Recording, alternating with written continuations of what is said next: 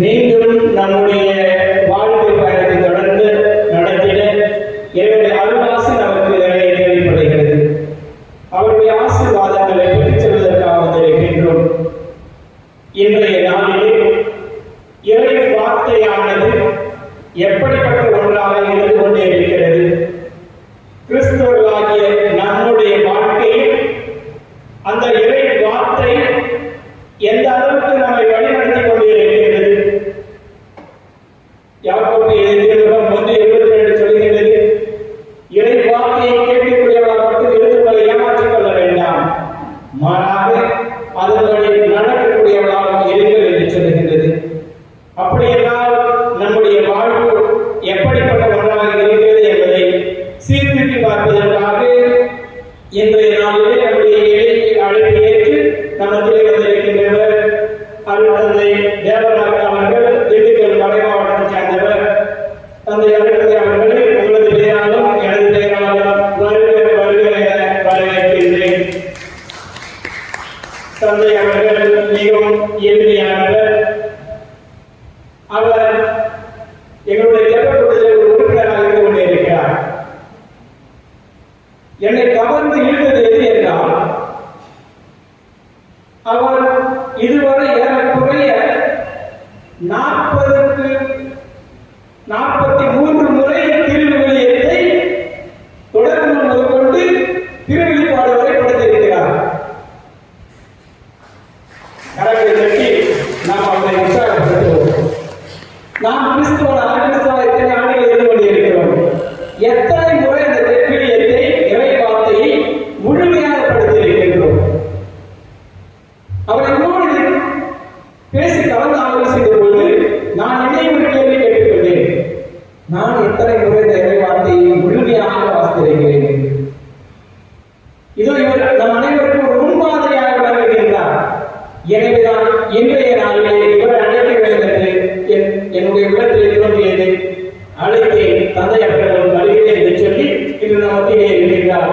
எனவே நம்முடைய செவிகளை திறந்து வைத்து இறை வார்த்தைக்கு செவி சாய்வோம். அதன்படி வாழக்கூடிய பிள்ளைகளாக இருப்பதற்கு நம்மையே நாம் தயார் செய்வோம்.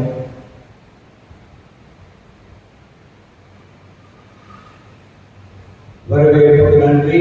நாம் எழுந்து நின்று தூய ஆவியாரை வரவேற்போம். அவர்தான் நம்மை நிறைவுள்ளே வழிநடத்துவார். எங்களுக்குள்ளே வாசம் செய்யும் ஆவியானவரே என்ற பாடலை பாடி அவர் நம்மை வழி நடக்கும்படியாக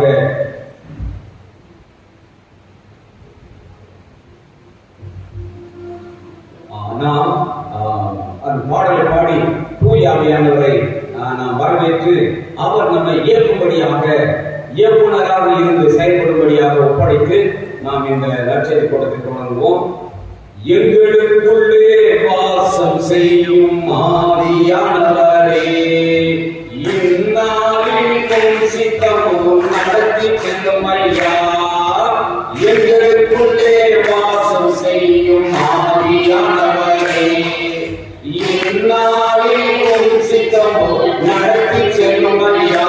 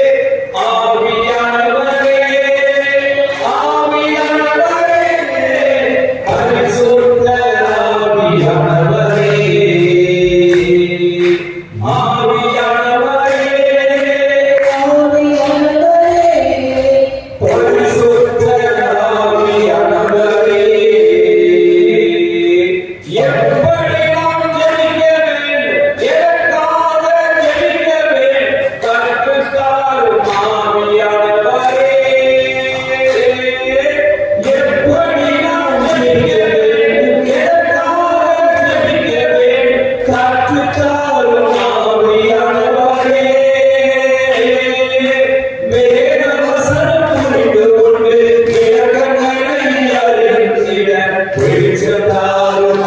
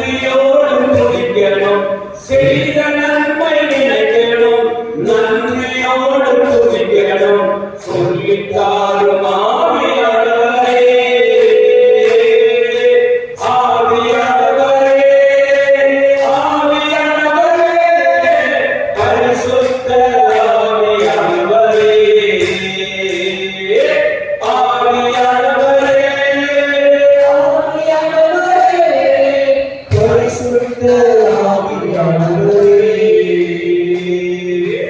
எங்களுக்குள்ளே வாசம் செய்யும் ஆவியானவரே, எந்நாளிலும் சித்தம் போல் நடத்தி செல்லும் ஐயா, எங்களுக்குள்ளே வாசம் செய்யும் ஆவியானவரே, எந்நாளிலும் சித்தம் போல் நடத்தி செல்லும் ஐயா, ஆவியானவரே, ஆவியானவரே, பரிசுத்த ஆவியானவரே,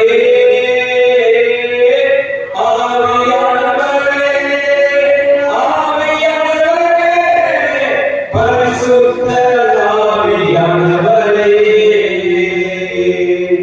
நம்முடைய செய்திக்கு ஆதாரமாக லூக்கா நற்செய்தி 5ஆம் அதிகாரத்தில் ஒரு பகுதியை நாம் வாசிக்க போகிறோம். பைபிள் வச்சிருக்கிறவங்க ஒரு சிலர் பைபிள் எடுத்து வந்திருக்கிறீங்க, ஒரு சிலர் செல்லுல கூட பதிவு பண்ணி வச்சிருக்கிறீங்க, எடுத்துக்கங்க. அதனால ஆண்டவருடைய வார்த்தை எந்த முறையில வேணாலும் வாசிக்கலாம். செல்லுல கூட பதிவு பண்ணி வச்சிருக்கிறவங்க அதை எடுத்துக்கொள்ளுங்கள். லூக்கா நற்செய்தி 5ஆம் அதிகாரம் 1 to 7 வரை உள்ள பகுதியை அனைவரும் முழக்கமிட்டு வாசித்து அந்த செய்தி அந்த பகுதியின் அடிப்படையில் நாம் இறை வார்த்தை எவ்வளவு முக்கியமானது, நல்லது, சிறந்தது, ஆசீர்வாதமானது என்பதை நாம் இந்த நாளில் கற்றுக்கொள்ள போகிறோம். எல்லாரும் எடுத்துக்கொள்ளுங்களா? லூக்கா நற்செய்தி 5ஆம் அதிகாரம் 1 to 7 வரை உள்ள பகுதியை என்னோடு இணைந்து வாசியுங்கள். வாசிப்போமா?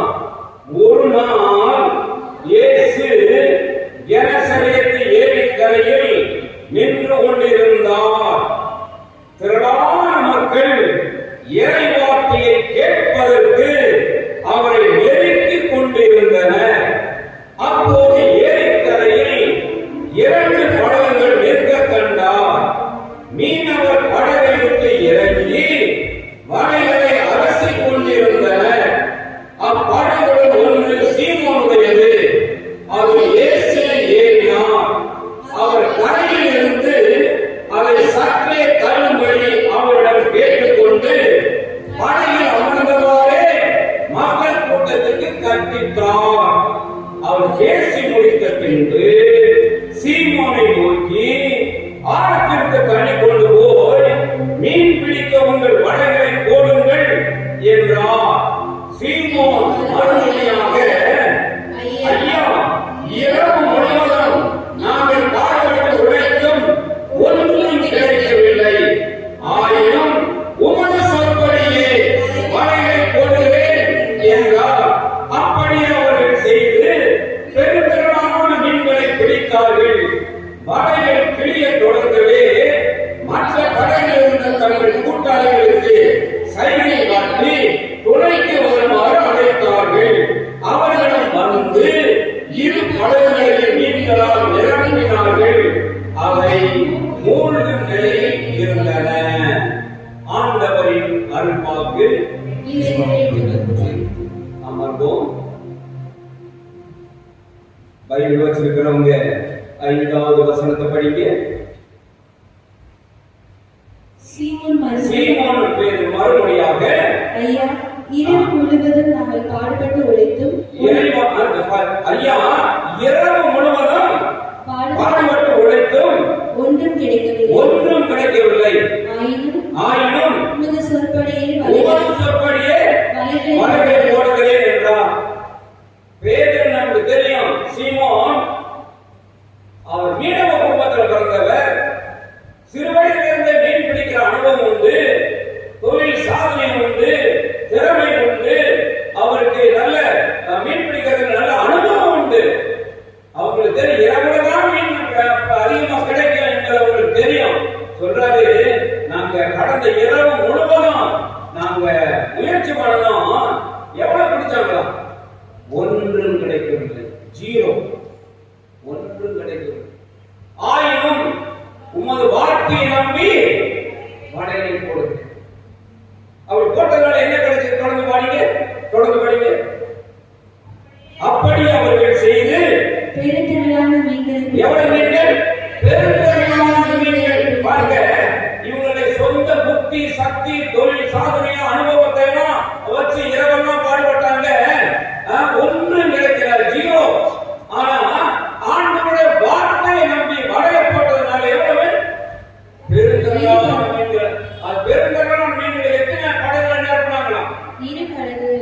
2 படகுன்னா 3 நிலையில் இருந்தன. பாருங்க, இறை வார்த்தை வரும் பொழுது ஆசீர்வாதம் தொடர்கிறது. சொல்லுங்க, இறை வார்த்தை வரும் பொழுது ஆசீர்வாதம் தொடர்கிறது. எங்கெல்லாம் இறை வார்த்தை போகுதோ அங்க ஆசீர்வாதம் நிச்சயமாக நமக்கு கிடைக்கிறது. நம்முடைய பைபிள் இருக்கக்கூடிய 73 புத்தகங்களை படிச்சு புரிஞ்சுக்கங்க. நான் சொல்றதுக்கு இல்ல,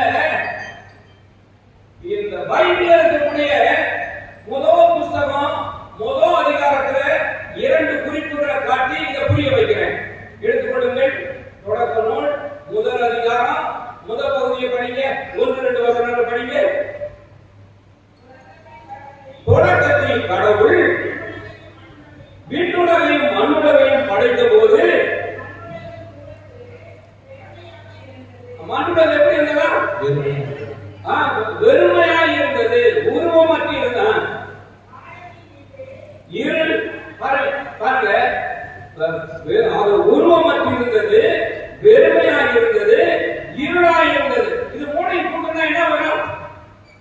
உருவமற்று இருந்தது, வெறுமையாய் இருந்தது, இருளாய் இருந்தது. என்னது? ஒன்றுக்கு உதவாத நிலை. அட்டர் காயோஸ் என்ற ஆங்கிலத்தில் சொல்றாங்க. ஒன்றுக்கு பிரயோஜனம் இல்லாத அந்த நிலை. ஆனா இதே அதிகாரம் கடைசி வசனத்தை படிங்க. கடைசி வசனத்தை 31வது வசனத்தை வாசிங்க. கடவுள் தாம் உருவாக்கிய அனைத்தையும் நோக்கினார். அவை மிகவும் நன்றாயிருந்தன. எப்படி இருந்ததா?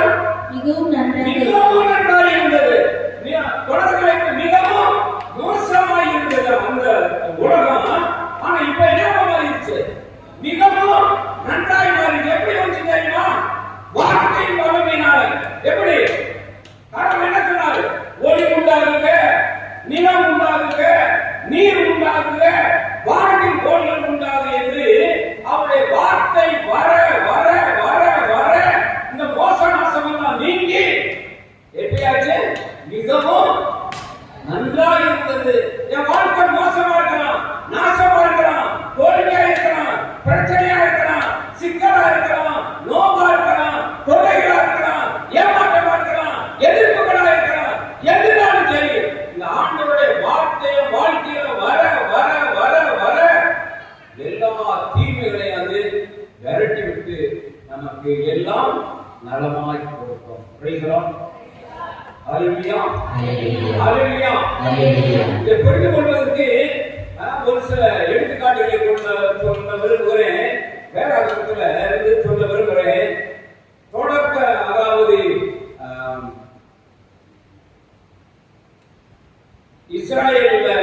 இஸ்ராயேல் மக்கள் எகிப்துல அடிமைகளா இருந்தாங்க.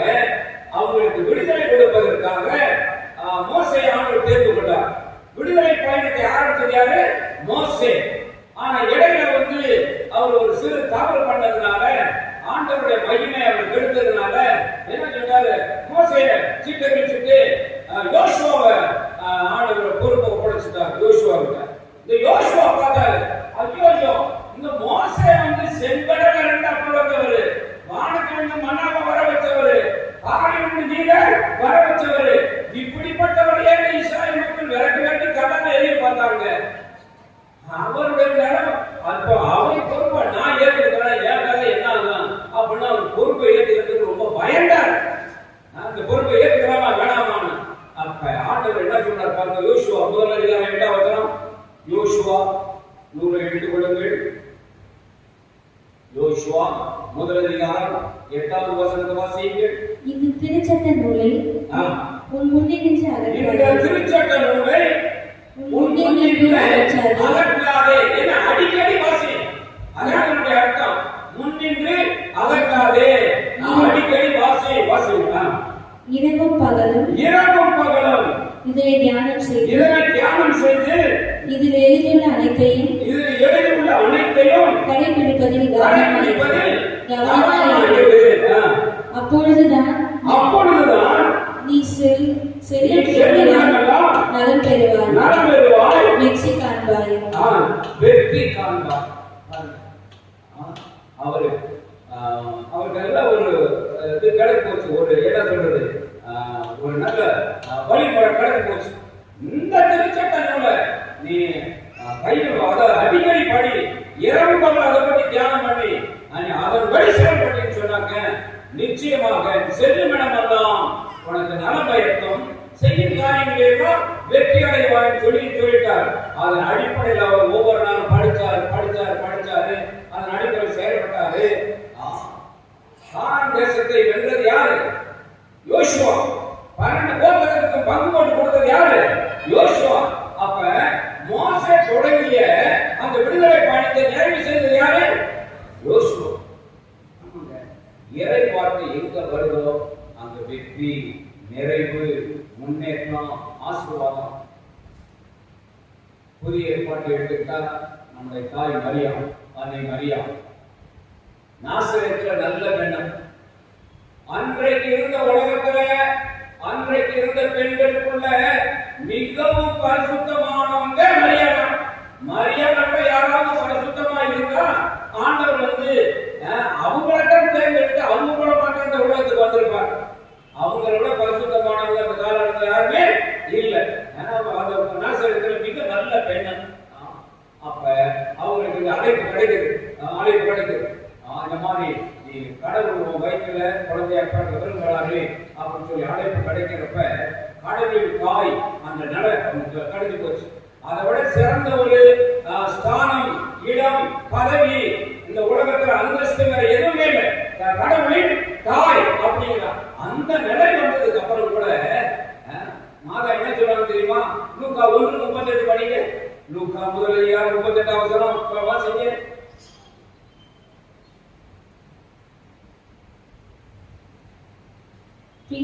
பின்னர் மரியா, நான் ஆண்டவரின் அடிமை. பின்னர் மரியா, நான் ஆண்டவரின் அடிமை. உம் சொற்படியே எனக்கு நிகழ்த்தும் என்றார். யார் எதுக்கு ஒப்படைக்கிறாங்க? ஆண்டவருடைய வார்த்தைக்கு ஒப்படைக்கிறாங்க. உமது வார்த்தையின்படியே எனக்கு ஆகட்டும். அதனால எலிசபெத் சொல்றாங்க அதே பகுதியில் 45 வசனம் படிங்க. அதே பகுதியில் ஆண்டவர் உமக்கு சொன்னவை நிறைவேறும், ஆண்டவர் உமக்கு சொன்னவை நிறைவேறும் என்று நம்பிக்கையை பெற்றுள்ளனர். அன்னை மரியா நாசரேத்துல நல்ல பெண். ஆனா அவங்க இறைவார்த்தைக்கு ஒப்பு கொடுத்து அர்ப்பணிச்சதுனாலதான் அந்நாள் முதல் இந்நாள் வரை எல்லா தலைமுறைகளும் தேவனுடைய வார்த்தைக்கு ஒப்பு யாரெல்லாம் வார்த்தைக்கு இறை வார்த்தைக்கு ஒப்பு கொடுக்கிறோம். பேருவை பற்றி நமக்கு தெரியும். அவன் சீடர், சீடர்கள் லீடர்.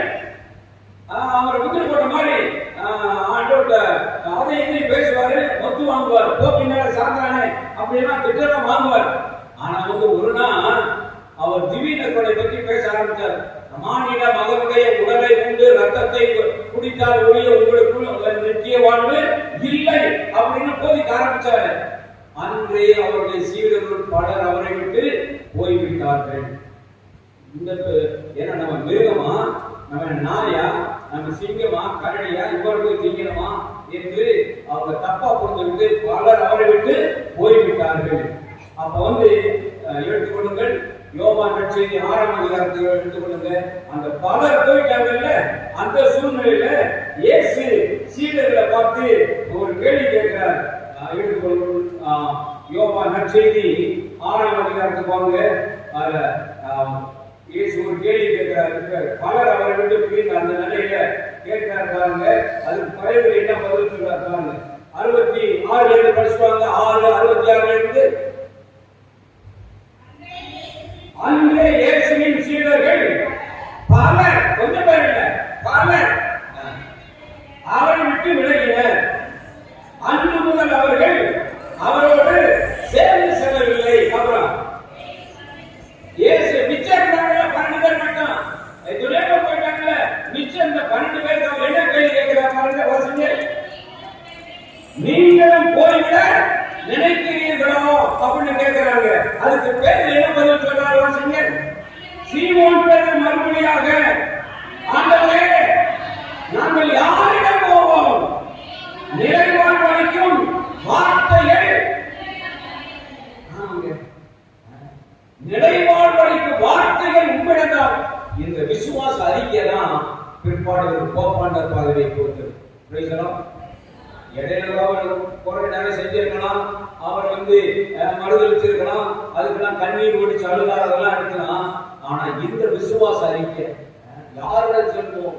முடிவில்லா வாழ்வதரும் நிலை வாழ்வதரும் வார்த்தைகள் உண்மையாக தானே உள்ளன என்று நாம் இது பார்க்க. இன்னும் கூட ஒரு சில எடுத்துக்காட்டுகள் நான் கொடுக்க விரும்புகிறேன். நீங்க மார்த்தா மரியா வீட்டுக்கு இயேசு போனார். மார்த்தா தான் வரவேற்றாங்க. லூக்கா 10 படிக்கிறான். மார்த்தா 38 படிச்சுட்டு வாங்க.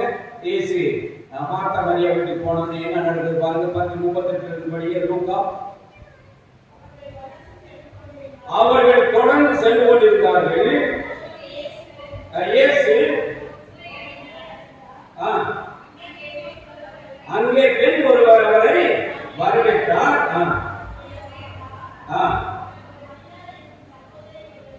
அவருக்கு மரியாதை, மார்த்தாவுக்கு மரியாதை சகோதரி ஒருவர் இருந்தார். காலடியில் அமர்ந்து சொல்வதை கேட்டுக்கொண்டே இருந்தார். வார்த்தையை கேட்டு யாரு? மரியா ஆண்டவருடைய வார்த்தையை கேட்டுக்கொண்டே இருந்தார். அப்புறம் ஆனால் மார்த்தா பல பணிகளில் புரிவதில் பரபரப்பாகி இயேசுவிடம் ஆண்டவரே, நான் பணிகள் செய்ய என் சகோதரி என்னை தனியை விட்டு விட்டாலே உமக்கு கவலை இல்லையா? என்ன இயேசுவே, உங்களுக்கு இதை பத்தி கூட கொஞ்சம் கூட காமன் சென்ஸ் இல்லையா? நான் ஒரு ஆளா கிச்சன்ல கஷ்டப்பட்டு இருக்கேன், நீங்க இதை சொல்ல முடியாதா? என் தங்கச்சிக்கிட்ட எனக்கு உதவி செய்யும்படி வாசிங்க. ஏன்னா ஆண்டவர் மரியாதை மார்த்தாவை பார்த்து, மார்த்தா மார்த்தா, நீ பலவற்றை பற்றி கவலைப்பட்டு கடந்துகிறாய், ஆனால் தேவையானது ஒன்றே. மரியாவோ நல்ல பங்கை பாருங்க. வரவேற்றது யாரு? மார்த்தா. நல்ல சாப்பாடு கொடுத்தது யாரு? மார்த்தா. இப்ப சர்டிபிகேட் வாங்கினது யாரு? மரியா. பாருங்க, மரியா நல்ல பங்கை தேர்ந்து கொண்டார். தொடர்ந்து பைபிள் பற்றி நான் பைபிள் ரீடர், நான் பைபிள் ஸ்காலர் இல்லை, பைபிள் ரீடர் தான். என்னுடைய கருத்துப்படி இந்த மாதம் உயிர்த்த உடனே முதல் காட்சி வாங்கினவங்க என்னுடைய பைபிள் அதிகம் படிச்சவங்கெல்லாம், படிச்சு பட்டம் வாங்கினவங்கெல்லாம் வெவ்வேறு மரியாதை, இந்த மரியாதை அந்த மரியாதைலாம் சொல்லி கொடுக்குறாங்க. ஆனா நான் படிச்ச வரைக்கும் இந்த மரியாதை இவங்க தான் கடைசியா உங்களுக்கு உயிர்த்த உடனே முதல் காட்சி கொடுத்தார். அது நான் நிரூபிக்க முடியும் என்னுடைய எளிய முறையில. இந்த மரியாதை பாருங்க, யாரெல்லாம் ஆண்டவருடைய வார்த்தையை எடுத்துக்கிறாங்களோ அவங்களுக்கு ஆண்டவர் ஆசீர்வாதம் கொடுக்கிறார். புரியுங்களா? இங்க பைபிள்ல மாற்றவில்லை. நீங்க என்ன எடுத்துக்கொள்ளலாம், சரித்திரத்திலே கூட இறை வார்த்தையை எடுத்துக்கிட்டவங்க அதிகமான சாதனை செஞ்சிருக்கிறாங்க. ஒரு நபரை நான் சுட்டி காட்ட விரும்புகிறேன். அமெரிக்காவில் உள்ள ஜனாதிபதிகள் இன்று மிகவும் முக்கியமானவர் என்று கருதப்படக்கூடியவர் ஆபிரகாம் லிங்கன். அவர் ரொம்ப மிக ஏழையான குடும்பத்தில் பிறந்தவர். அவங்க அப்பா செருப்பு தைப்பாராம், அது கூட சரியா போனா விரைவாட்ட போவாராம். அப்படிப்பட்ட எளிய குடும்பத்தில் பிறந்தவர். அவர் தொடக்க கல்வி படிச்சுட்டு அதுக்கு மேல படிக்க ஊர்ல வாய்ப்பு இல்லை. அவங்க அப்பா அம்மா படிச்சே ஆகணும்னு சொன்னதுனால பக்கத்துல இருந்த டவுன்ல அவங்க அம்மா வீட்டுல போய் வீட்டு வந்துட்டாங்க. நீயாச்சும் பேரனாச்சும் முடிஞ்சா அவனை நீங்க படிக்க வைக்க அப்படின்னு சொல்லி அந்த அம்மாச்சும் கொஞ்சம் வசதியானவங்க. அதனால அவங்க நல்ல ஸ்கூல்ல சேர்த்து நல்ல யூனிஃபார்ம் கொடுத்து நல்ல சாப்பாடு கொடுத்து கவனிச்சுக்கிறதுனால அம்மாச்சி மேல அவனுக்கு நல்ல அபிமானம். இவன் அந்த பையன் கஷ்டப்பட்டு படிச்சு ஒவ்வொரு எக்ஸாம்ல ப்ரோக்ரஸ் காட்டுறதுனால பேரன் அம்மாச்சிக்கு ரொம்ப அபிமானம், ரொம்ப சந்தோஷம். முதல் வருஷமே வகுப்புல முதல் மாணவன் வாங்கிட்டான், ஃபர்ஸ்ட் ரேங்க் வாங்கிட்டான். அம்மாச்சிக்கு சொல்ல முடியாத சந்தோஷம். கிராமத்துல வந்த என் பேரன் அந்த முதல் வருடத்திலேயே ஃபர்ஸ்ட் ரேங்க் வாங்கிட்டான்னு சொல்லி கட்டி பிடிச்சி முத்தம் கொடுத்து, லிங்கன் உன் கிளாஸ்ல ஃபர்ஸ்ட் ரேங்க் வந்துட்ட, அது எனக்கு சந்தோஷம் தான். ஆனா நீ அமெரிக்காவிலேயே முதல்ல வரணும், நான் விரும்புறேன், நீ விரும்புறியான்னு கேட்டாங்க. ஆமா அப்படித்தான் வர விரும்புறேன். அதுக்கு நான் செய்வியான்னு சொல்லி கேட்டாங்க. சொல்லமா, நான் செஞ்ச வேண்டாம். அந்த பக்தியான அந்த அம்மாயி வேத புஸ்தகத்தை கையில கொடுத்து, இதுல தெய்வம் பேசுது, இந்த தெய்வ சத்தத்தை ஒவ்வொரு நாளும் எந்த சத்தத்தை கேட்கறதுக்கு முன்னாடியே நீ கேட்க ஆரம்பி. ஒவ்வொரு நாளும் இந்த தெய்வ சத்தம் உன்னை உயர்த்தும் சொன்னாங்க. பசுமரத்தில் அடித்த ஆணி போல அப்படியே பதிஞ்சு போச்சு. வைராக்கியமா படிச்சான், அதிகாலையிலிருந்து படிச்சான். அவன் வாழ்க்கையில ஏகப்பட்ட பிரச்சனைகள் தோல்விகள் வந்துட்டே இருந்தது. அவனுடைய திருமண வாழ்வு கூட பிரச்சனையானதுன்னு சொல்றாங்க. ஆனா எல்லாவற்றையும் இந்த தினமும் வேதத்தை படிச்சு படிச்சு படிச்சு எல்லா வேதனைகளையும், எல்லா சோதனைகளையும், நஷ்டங்களையும், தோல்விகளையும் அவன் தாங்கி கொண்டு முன்னேறிக்கிட்டே வந்தான். இறுதியாக வெள்ளை மாளிகைக்கு வந்து அமெரிக்காவில் சிறந்த ஜனாதிபதி பேர் வாங்கினாரு. அது சிறப்பு என்னன்னு சொன்னாங்க, அவர் காலத்து வரைக்கும் அமெரிக்காவில் அடிமை வியாபாரம் நடந்து கொண்டு இருந்தது. ஆப்பிரிக்காவுக்கு போவாங்க, அந்த நீக்ரோ மக்களை கைது பண்ணிக்கிட்டு வந்து சந்தையில ஏலம் போட்டு யாருக்கு என்ன வேலைக்கு நம்ம ஆடு மாடு வேலைக்கு வச்சுக்கிறோம்ல, அப்படி நீக்ரோ மக்களை அடிமைகளா வச்சிருந்தாங்க.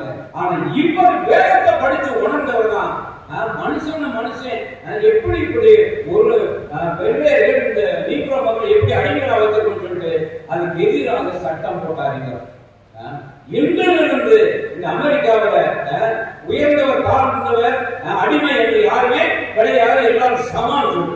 3 மாதத்துல இதுக்காக சுட்டு கொண்டாங்க. பாருங்க, என்னுடைய வாழ்க்கையில் மிகப்பெரிய சாதனை, அதாவது சமுதாயத்தின் மிகப்பெரிய சாபமாகிய அந்த அடிமை வியாபாரத்துக்கு எதிராக சட்டம் போடக்கூடிய அளவுக்கு சாதனை பண்ணியிருக்கிறார். பார்த்தோம்னா பலர் இறைவார்த்தையை படிச்சவங்களுடைய வாழ்க்கையில அதிக சாதனை செஞ்சிருக்காங்கன்னு சொல்லி பார்க்கலாம்.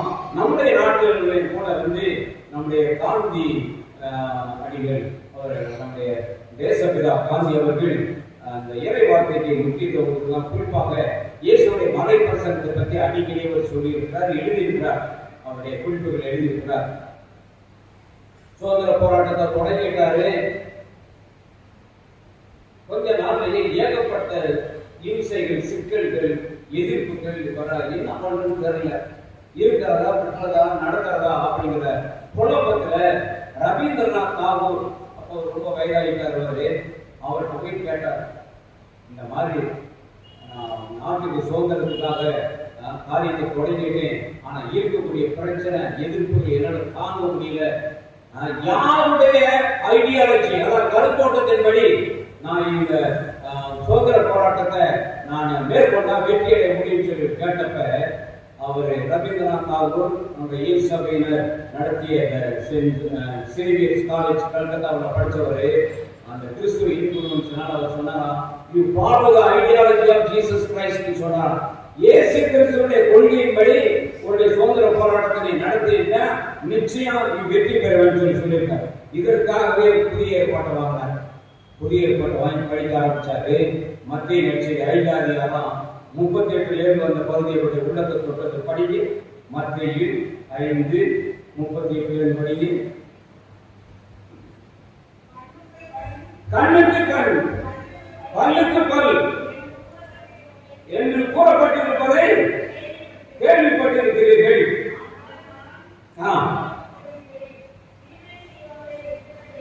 தீமை செய்தவர்கள் பிரிட்டிஷ்காரன் தீமை செய்யறான், அடுத்த நாட்டை வந்து அவன் ஆக்கிரமிச்சு அவனுடைய எல்லாம் அந்த நாட்டினுடைய எல்லா வளங்களையும் அவன் கொண்டு போயிட்டு இருக்கான். அவன் செய்யறது தீமை செய்யறவன் என்ன செய்ய எதிர்க்க வேண்டாம். ஏன்னா எங்க தீமை இருக்கோ அந்த தீமைக்கு பின்னாடி சாத்தா இருக்கிறான்.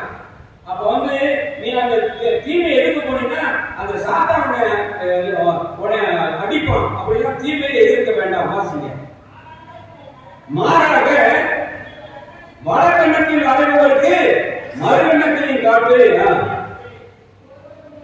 ஒருவர் உங்களுக்கு எதிராக வழக்கு கொடுத்து உங்கள் அங்கியை எடுத்துக்கொள்ள விரும்பினால் மேல்முறையையும் எடுத்துக்கொள்ள விட்டு விடுங்கள்.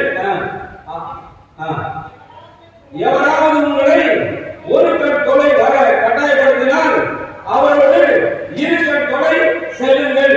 உங்களிடம் கேட்கிறவருக்கு கொடுங்கள், கடன் வாங்க விரும்புகிறவருக்கு. இதை அவர் மீண்டும் மீண்டும் படிச்சு பிரிட்டிஷ்காரன் இருக்கக்கூடிய படை வகை இவ்வளவு, இவனை நம்ம எப்படியே எதிர்த்து என்ன செய்யவே முடியாது.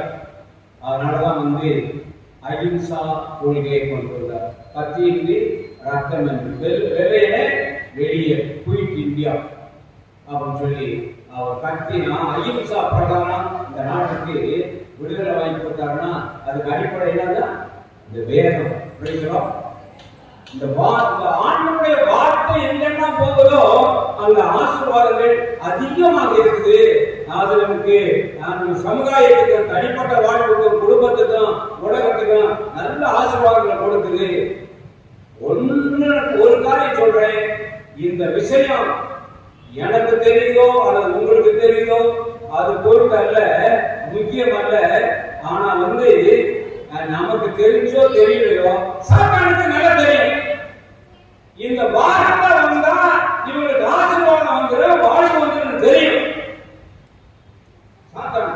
அதனால ஆதாம் ஏவாள்கிட்ட அவன் ஏமாத்தினப்ப என்ன கேள்வி கேட்டா தெரியுமா? எடுத்துக்கொள்ளுங்கள் தொடக்க நூல் 2ஆம் அதிகாரத்துக்கு வாங்க. அவன் ஆண்டவருடைய வார்த்தையை கேள்வி வைக்கிறான். தொடக்க நூல் 2ஆம் அதிகாரத்தை எடுத்துக்கொள்ளுங்கள்.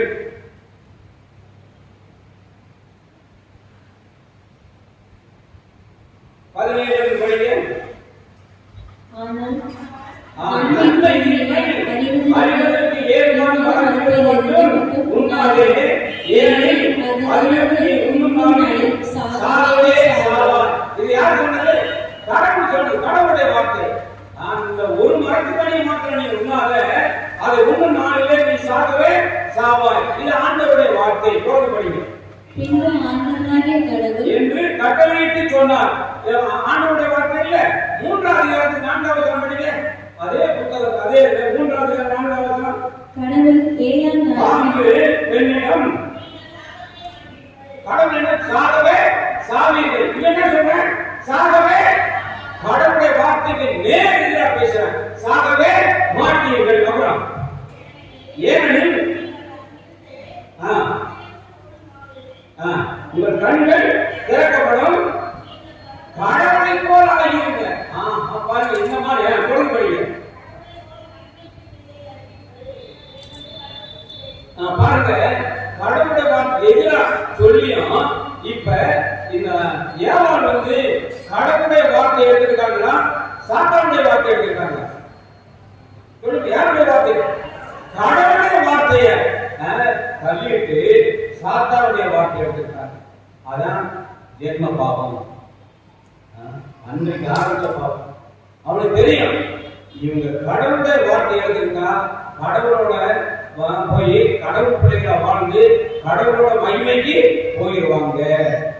ஆனா இவங்களை அப்படி விடக்கூடாதுன்னு சொல்லிட்டு முதல் சோதனை கடவுளுடைய வார்த்தைக்கு எதிரான சோதனை என்பதை நாம் பார்க்கலாம். சரி, இப்ப சாத்தான் அன்றைக்கு மட்டுமல்ல இன்றைக்கு வரைக்கும் இறை வார்த்தைக்கு நாம் செவி சாய்க்க கூடாது, படிக்க கூடாது, அதன் பிரகாரம் வாழக்கூடாது. ரொம்ப கவனமா இருக்கிறேன். அதை பவுலடியார் எப்படி எழுதுகிற பாருங்க. 2 கொரிந்தியர் 4ஆம் அதிகாரம் 4ஆம் வசனம். 2 கொரிந்தியர் 4ஆம் அதிகாரம் 4ஆம் வசனம்.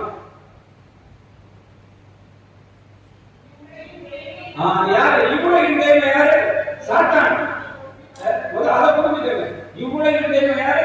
சாத்தான். இவ்வுலகின் தெய்வம் என்ன செய்யலாம்? நம்பிக்கை கொண்டிருந்தவரின் அறிவு கண்களை குருடாக்கிவிட்டது. எனவே அவர்கள் கடவுளின் சாயலால் விளங்கும் கிறிஸ்துவின் மாட்சி பொருந்திய நற்செய்தி ஒளியை பாருங்க. இந்த கடவுளின் மாட்சி பொருந்திய நற்செய்தி ஒளியை காணாதபடியே கண்களை குருடாக்கிட்டான். பாருங்க, யோசிச்சு பார்க்கிறேன். நம்முடைய சூழ்நிலையில கடவுளுடைய வார்த்தை ஒரு சிலர் படிக்க ஆரம்பிக்கிறாங்க, டிராப் அவுட் ஆகிறாங்க. 1 மாசம் அல்லது 2 மாசம் படிப்பியே மறந்து விட்டுறாங்க. இன்னும் ஒரு சிலர் படிக்கிறாங்க, படிக்கிற பின்ன தூங்க வருது, கொட்டாய் வருது. பைபிள் எடுத்தா என்னது கொட்டாய் வருது. அப்புறம் ஒரு சிலர் முழங்கால் போட்டு படிக்கிறாங்க, நித்திராவி வருது. உனக்கு கொட்டாய் வருது, நித்திராவி வருது. மூடி வச்சுட்டு சீரியல் போட இப்போ உனக்கு கொட்டாய் வரல, நித்திராய் வரல, இப்ப புரிஞ்சுட்டு இருக்க. இது யாருடைய வேலை? ஏன்னா பரிசுத்த வசனத்தை படிச்சா, ஆண்டவருடைய வார்த்தையை படிச்சா, ஆண்டவரை பத்தி அறிஞ்சுக்குவேன், ஆண்டவருக்குரிய வாழ்ந்துருவேன், ஆண்டவர் பாதையை போயிடுவேன், ஆண்டவரோட மகிமையில போய் சேர்த்துக்குவேன், நரகத்துக்காக தனியா போயிருந்த. அதனாலதான் சாத்தானுடைய முதல் சோதனை என்ன தெரியுமா? பைபிளை படிக்க விடக்கூடாது. நீ கோயில் கட்டாரோட ஒண்ணு சொல்ல மாட்டான், தாண்டவர்கள் செஞ்சாலும் ஒண்ணு சொல்ல மாட்டான், நீ நகராட்சி ஒண்ணு சொல்ல மாட்டான், சமூக சேவை செஞ்சாலும் ஒண்ணு சொல்ல மாட்டான், ஏறவாளையும் உதவுலாம் ஒண்ணு சொல்ல மாட்டான். என்ன ஆனா ஆண்டவருடைய வார்த்தை மட்டும் ஆண்டவருடைய வார்த்தை படிக்கிறேன், ஆண்டவரை பத்தி அறிஞ்சுக்குவேன், ஆண்டவருக்குள்ளே வாழ்ந்து ஆண்டவர் பாதையில் போய் ஆண்டவரோடவே மோட்சத்துக்கு போடுவானே, நரகத்துக்காக கம்மியா போயிருந்தேன். பேர் சொல்றாங்க, கட்சிக்கும் சிங்கத்தை போல யாரை கெடுக்கலாம் என்று சுற்றி திரிகிறான். அதனால பாருங்க, தேர்தலா கொண்டாடுவாங்க. புனிதர்கள் தேர் திருவிழா, வான வேடிக்கை, கொட்டு முழக்கம், அன்னதானம், பாத யாத்திரை நல்லா கொண்டாடுவாங்க. ஆனா இறைவாக்க சாத்தானுடைய சரிந்து தயவு செய்து இதெல்லாம் ஆசீர்வாதம் இருக்கு. அதனாலதான் யாருடைய செல்வம்? இறைவா வாழ்வதற்கு முடிவில்லா வாழ்வதற்கு வார்த்தைகள் உண்மையாக. இப்ப நம்ம ஆண்டவருடைய வார்த்தையை படிக்கிறதுனால என்னென்ன ஆசீர்வாதங்கள் நாம் பெறுகிறோம் என்று நான் சொல்ல போறேன். தயவுசெய்து பேன பேப்பர் வச்சிருக்கோம், குறிச்சிட்டு ஷார்ட்டா நீங்க போய் 10 பேருக்கு சொன்னீங்கன்னா எனக்கு ரொம்ப சந்தோஷம். பெருவர்களா மட்டும் யாராவது இருக்காங்க, 4 பேருக்கு சொல்றவங்களா இருங்க. ஆண்டவருடைய வார்த்தையை நீங்க படிக்க படிக்க அது என்ன மாதிரி ஆசீர்வாதங்களை நம்ம கொடுக்கிறது என்பதை உங்களுக்கு இந்த நாளில் நான் சுட்டி காட்ட விரும்புகிறேன். ஆண்டவருடைய வார்த்தையை நீங்க படிக்க. நம்பர் 1, இயேசு கிறிஸ்துவை பற்றி சரியாக, முறையாக, தெளிவாக, நிறைவாக அறிந்து கொள்கிறேன். வேதத்தை படிக்க படிக்க படிக்க நாங்க இயேசு கிறிஸ்துவை சரியாக, முறையாக, தெளிவாக, நிறைவாக அறிந்து கொள்வோம். அதனால ஜெரம் சொன்னார், பைபிளை அறியாதவன் கிறிஸ்துவை அறியாதவன். சொல்லுங்க, பைபிளை அறியாதவன். ஆண்டவருடைய வார்த்தையை படிக்க படிக்க படிக்க படிக்கத்தான் இயேசு எப்படிப்பட்டவர் என்று நான் புரிந்து கொள்ள முடியும். முதல் காரியம்.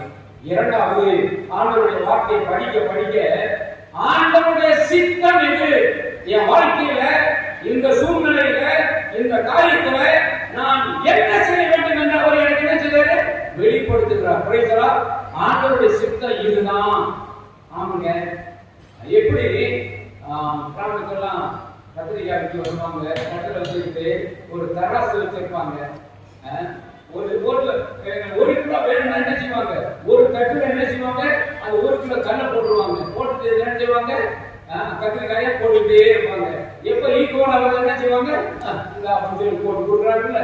அது போலதான் நாம என்னுடைய வாழ்க்கையில அதாவது இந்த சூழ்நிலையில இந்த ஆண்டவருடைய வார்த்தைய நான் எந்த அளவுக்கு போட்டு பார்க்கணும், இதுதான் தேவ சித்தம் என்று கண்டுபிடிக்க முடியும். எப்படி ஒரு கிலோ கல்லு இவ்வளவு கத்திரிக்காய் இதுதான் 1 கிலோ காட்டுதுல, அது போல உங்க வாழ்க்கையில் இருக்கக்கூடிய பிரச்சனைகள், சிக்கல்கள், உங்களுடைய வாழ்க்கையில் இருக்கக்கூடிய முக்கியமான சூழ்நிலைகள் எல்லாம் இந்த ஆண்டவருடைய வார்த்தையை நீங்க படிக்க படிக்க படிக்க படிக்க ஆண்டவர் வாழ்க்கையில இந்த இடத்துல இப்படி சொல்லிருக்கு, இந்த இடத்துல இப்படி சொல்லிருக்கு, இப்படி சொல்லிருக்கு, இதுல இருந்து ஆண்டவரை நீங்க தான் செய்ய சொல்லுறா என்று கண்டுபிடிச்சிருவோம். ஆண்டவருடைய வார்த்தை, ஆண்டவருடைய சித்தத்தை அறிந்து கொள்ள இது நமக்கு உதவுகிறது. இதை புரித அம்ப்ரோஸ் இப்படி சொல்லுகிறார், கடவுள் மனிதனுக்கு எழுதிய அன்பு கடிதம். பைபிள் என்னதான்? கடவுள் மனிதனுக்கு எழுதிய அன்பு கடிதம். எப்படி ஒரு நண்பன் டெல்லியில் இருக்கிறான், தன்னுடைய நண்பன் திருச்சியில் இருக்கிறவனுக்கு ராபர்ட் எழுதுறான், ஜேம்ஸ் அங்கிருந்து எழுதுறான், ராபர்ட் நான் செப்டம்பர் 8ஆம் தேதி, செப்டம்பர் 1ஆம் தேதி வரேன், நான் கொஞ்ச நாள் 2 நாள் ரெஸ்ட் எடுத்துட்டு நம்ம 3ஆம் தேதி மதுரைக்கு போவோம், 4ஆம் தேதி கன்னியாகுமரி போவோம், 5ஆம் தேதி நம்ம கொடைக்கானல் போவோம், 7ஆம் தேதி நம்ம வேளாங்கண்ணிக்கு போயிடுவோம் அப்படின்னு சொல்லி தன்னுடைய தன்னுடைய திட்டத்தை என்ன செய்யறான்? அன்பனுக்கு எழுதினான். எது மூலமாக கண்டுபிடிச்சான்? கடிதத்தின் மூலமாக. இப்ப இமெயில் கொடுக்குறாங்க, கடிதம் எவ்வாறு நாம் நம்முடைய கருத்துக்களை கடிதத்தின் மூலமாக தெரிவிக்கிறது போல கடவுள் இந்த பைபிள் என்ற கடிதத்தின் மூலமாக அவருடைய சித்தத்தை, அவருடைய விருப்பத்தை நமக்கு வெளிப்படுத்துகிறார். எவ்வாறு அந்த கடிதத்தை படிக்கிறப்ப அந்த நண்பனுடைய திட்டம் இவனுக்கு தெரிகிறதோ அதுபோல அதை படிக்க படிக்க படிக்க நம்முடைய வாழ்க்கையில கடவுள் இந்த காரியத்தில் இதைத்தான் செய்ய சொல்கிறார், இப்படித்தான் செய்ய சொல்கிறார் என்று நம்மளால் கண்டுபிடிக்க முடியும். மூன்றாவது காரியம், ஆண்டவருடைய வார்த்தை நீங்க படிக்க படிக்க இது பரிசுத்த வேதாகமமா இருக்கிறதுனால இதை படிக்க படிக்க படிக்க நாம் பரிசுத்தம் அடைவோம். இது பேர் என்னது? பரிசுத்த வேதாகமம். எவ்வாறு ஒருவர் மருத்துவத்துறையில் இருக்கிற புத்தகங்களை படிக்க படிக்க படிக்க மருத்துவர் ஆகிறார். ஒருவர் விவசாய துறையில படிக்க படிக்க அவன் விவசாய நிபுணர் ஆகிறாரு. இன்னொருவர் ஸ்போர்ட்ஸ் புத்தகங்களை படிக்க படிக்க ஸ்போர்ட்ஸ் மேன் ஆகிறாரு. அதுபோல இந்த பரிசுத்த வேதாகமத்தை படிக்க படிக்க படிக்க என்னாகும்? பரிசுத்தம் அடைவோம். வாசிங்க திருப்பாடல் 119 வசனம் 9 படிக்க. திருப்பாடல் 119 வசனம் 9. இளைஞர் தம் நடத்தையில் மாசற்றதாய் வாழ்வது எப்படி? உமது வாக்கை கடைபிடிப்பதால் அன்றோ? ஒரு கேள்வி கேட்டு பதில் சொல்றார். இளமை பருவம் தான் வந்து இங்க போனா அங்க போனா இதை பார்க்கணும் அதை பார்க்கணும் இவங்களோட பேசணும் அந்த பேசணும். அதான் இந்த இளைஞர் தன்னுடைய நடத்தையில பரிசுத்தமாய் நடப்பது எப்படி? உன்னுடைய வார்த்தையை அப்படி நடப்பதால் அன்றோ? அதனால தாவீது என்ன செஞ்சார் தெரியுமா? 11 வசனம் படிங்க. அதே பகுதியில தாவீது என்ன செஞ்சார் பாருங்க. உமக்கு எதிராக நான் பாவம் செய்யாதவாறு உமது வார்த்தையை என் இதயத்தில் இருத்தி வைக்க டெபாசிட் பண்ணிட்டாங்க. எப்படி நம்ம கொஞ்சமா பணத்தை டெபாசிட் பண்றோம்ல பெருந்தொகை, அது போல ஒவ்வொரு நாள் ஆண்டவருடைய வார்த்தையை பரிசுத்த வசனத்தை படிக்க படிக்க நம்முடைய எண்ணங்கள், திட்டங்கள், நம்முடைய தீர்மானங்கள் எல்லாம் பரிசுத்தமாக போகும்.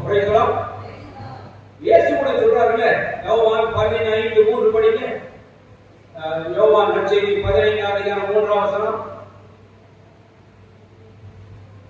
நான் சொன்ன வார்த்தைகளால் நீங்கள் ஏற்கனவே தூய்மையா இருக்கிறீர்கள். என்னுடைய வார்த்தைகளை நீங்க கேட்டிருக்கிறீங்கல்ல, அந்த வார்த்தைகளால் நீங்கள் தூய்மையா இருக்கிறீர்கள். அப்ப ஆண்டவருடைய வார்த்தை படிக்க படிக்க என்ன ஆகும்? தூய்மையாகும். அப்ப பரிசுத்த வாழ்வுக்கு இந்த பரிசுத்த வேதாகமம் அத்தியாவசியம். சொல்லுங்க, பரிசுத்த வாழ்வுக்கு இந்த பரிசுத்த வார்த்தை அத்தியாவசியம். இதை படிக்க படிக்க படிக்க நாம் பரிசுத்தம் அடைவோம். நான்காவதாக ஆண்டவருடைய வார்த்தையை நீங்க படிக்க படிக்க படிக்க உங்க வாழ்க்கையில் வரக்கூடிய கஷ்ட நஷ்டங்களோ, துன்ப துயரங்களோ, ஏமாற்றங்களோ, எதிர்ப்புகளோ எது வந்தாலும் தாங்க உங்களுக்கு தைரியத்தை கொடுக்கும்.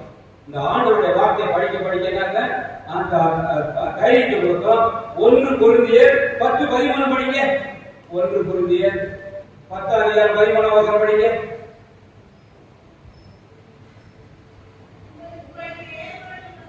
உங்களுக்கு ஏற்படுகின்ற சோதனை பொதுவாக மனிதனுக்கு ஏற்படுகின்ற சோதனை அல்லாமல் வேற அல்ல. உங்களுக்கு மட்டும் ஒரு தடவை நினைக்காத. உலகத்துல எத்தனை பேர் ஒரு தடவை கஷ்டப்படுறேன், உனக்கு மட்டும் கடன் தடவை நினைக்காத. உலகத்துல எத்தனை பேர் கடன் தடவை கஷ்டப்பட்டு இருக்கேன். அதனால உங்களுக்கு நினைக்கிறோம் எனக்கு தான் கஷ்டம். உங்களுக்கு மட்டுமல்ல பலருக்கு அப்படி வாசிங்க.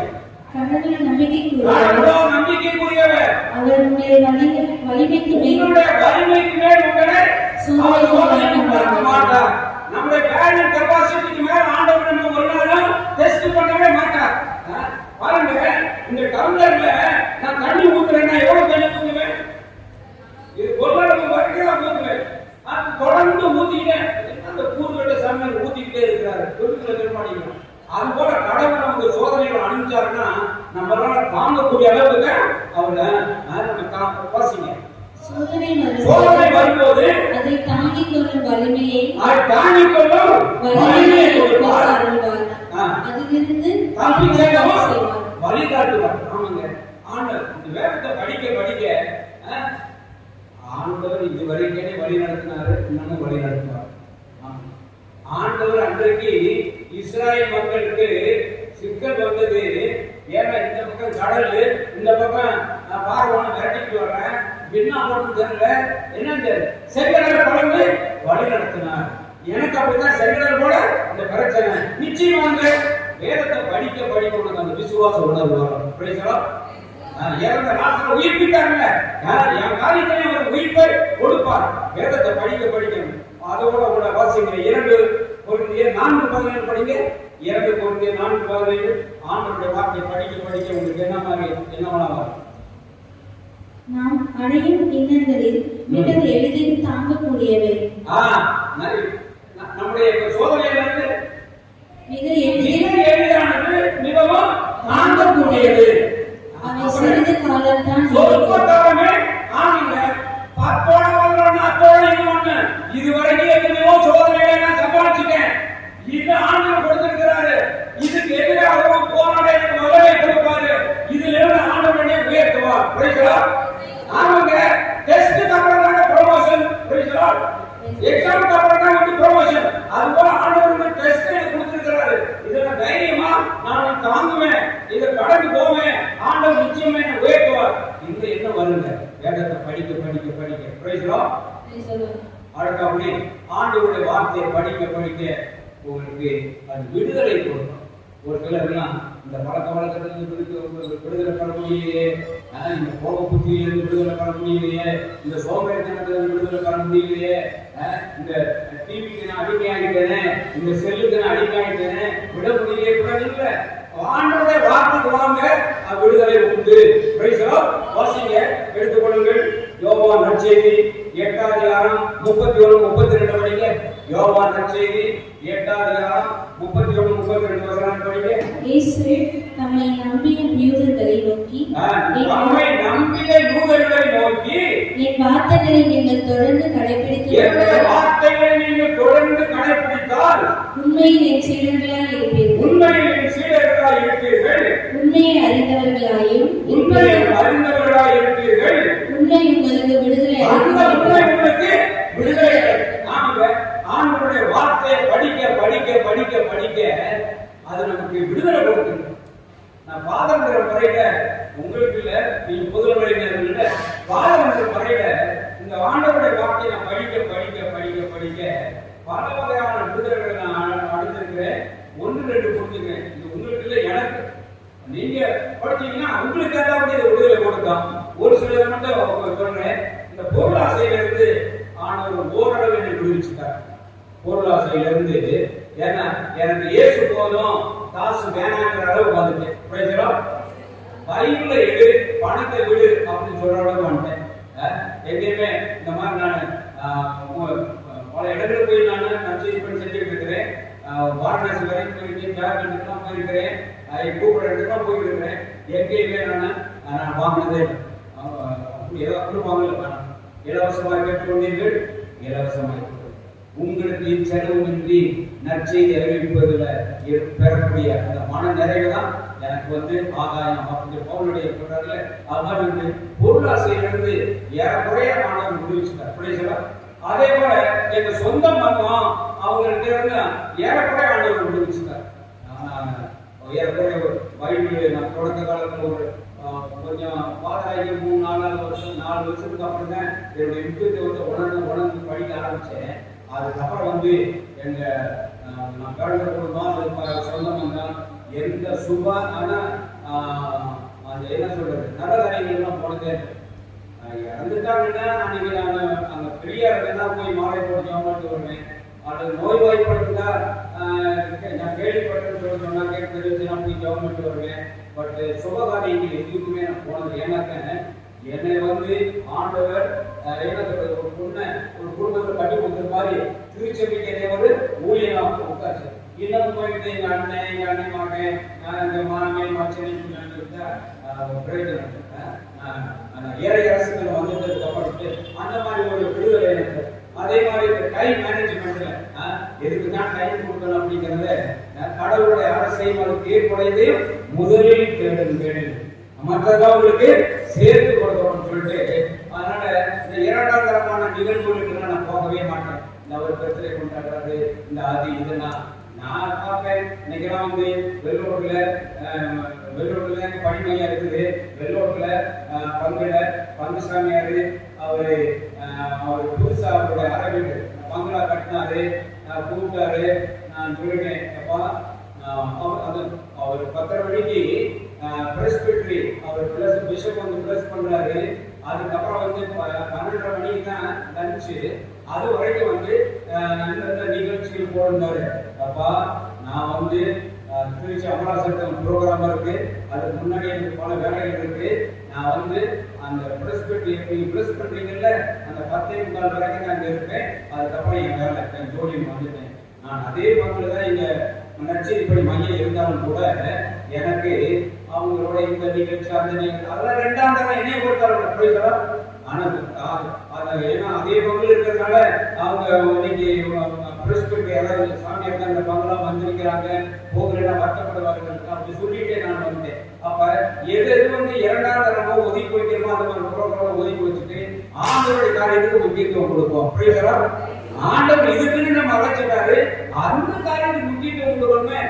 இதை விட்டு நான் பொண்ணு டான்ஸ் ஆடிச்சு எல்லாம் கை வச்சுங்க இவங்க இந்த பேச்சு பேசுறாங்க அதான் நடந்துகிட்டு இருக்கான் நடந்துக்க முடியாது. அப்படி என் வாழ்க்கையில எப்படி கொஞ்சம் கொஞ்சமா ஆண்டவருடைய வார்த்தை வர குருவானவர்கிட்ட முறையில கொஞ்சம் கொஞ்சமா எனக்கு கொஞ்சம் விடுதலை வந்து கிடைச்சிக்கிட்டே இருக்கு.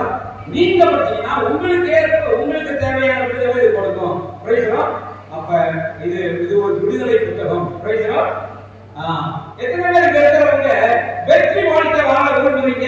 கை வைங்க. வெற்றியா வாழ விரும்புறவங்க மாத்திரம் கை வைங்க. இல்ல பாருங்க, வெற்றியா வாழ்றேன்னா கை வைக்காதீங்க. வெற்றியா வாழ விரும்புறவங்க மாத்திரம் கை வைக்குங்க. உங்களுக்கு இந்த பைபிள்ல இருந்து ஒரு ரகசியத்தை நான் சுட்டி காட்டுறேன். எப்படி இந்த பைபிள் வந்து நம்ம வெற்றி வாழ்க்கை அழைச்சது இருக்கும்னு சொல்லிட்டு எடுத்துக்கொள்ளுங்கள்.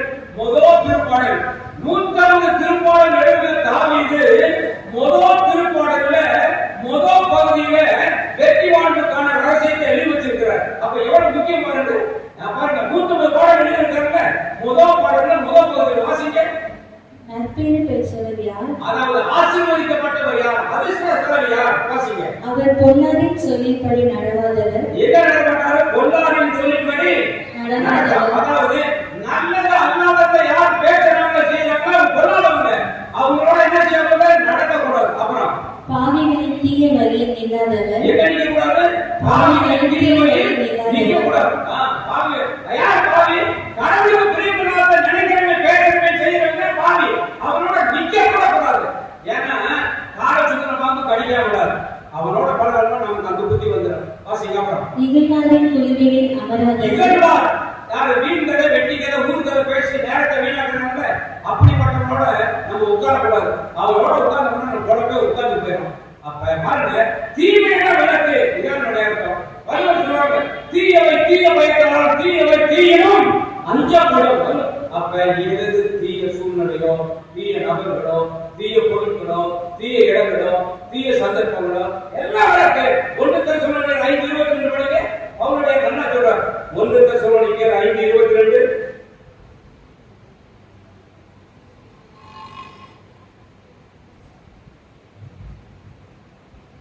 எல்லா வகையான தீமைகளையும் விட்டு விலகுங்கள்.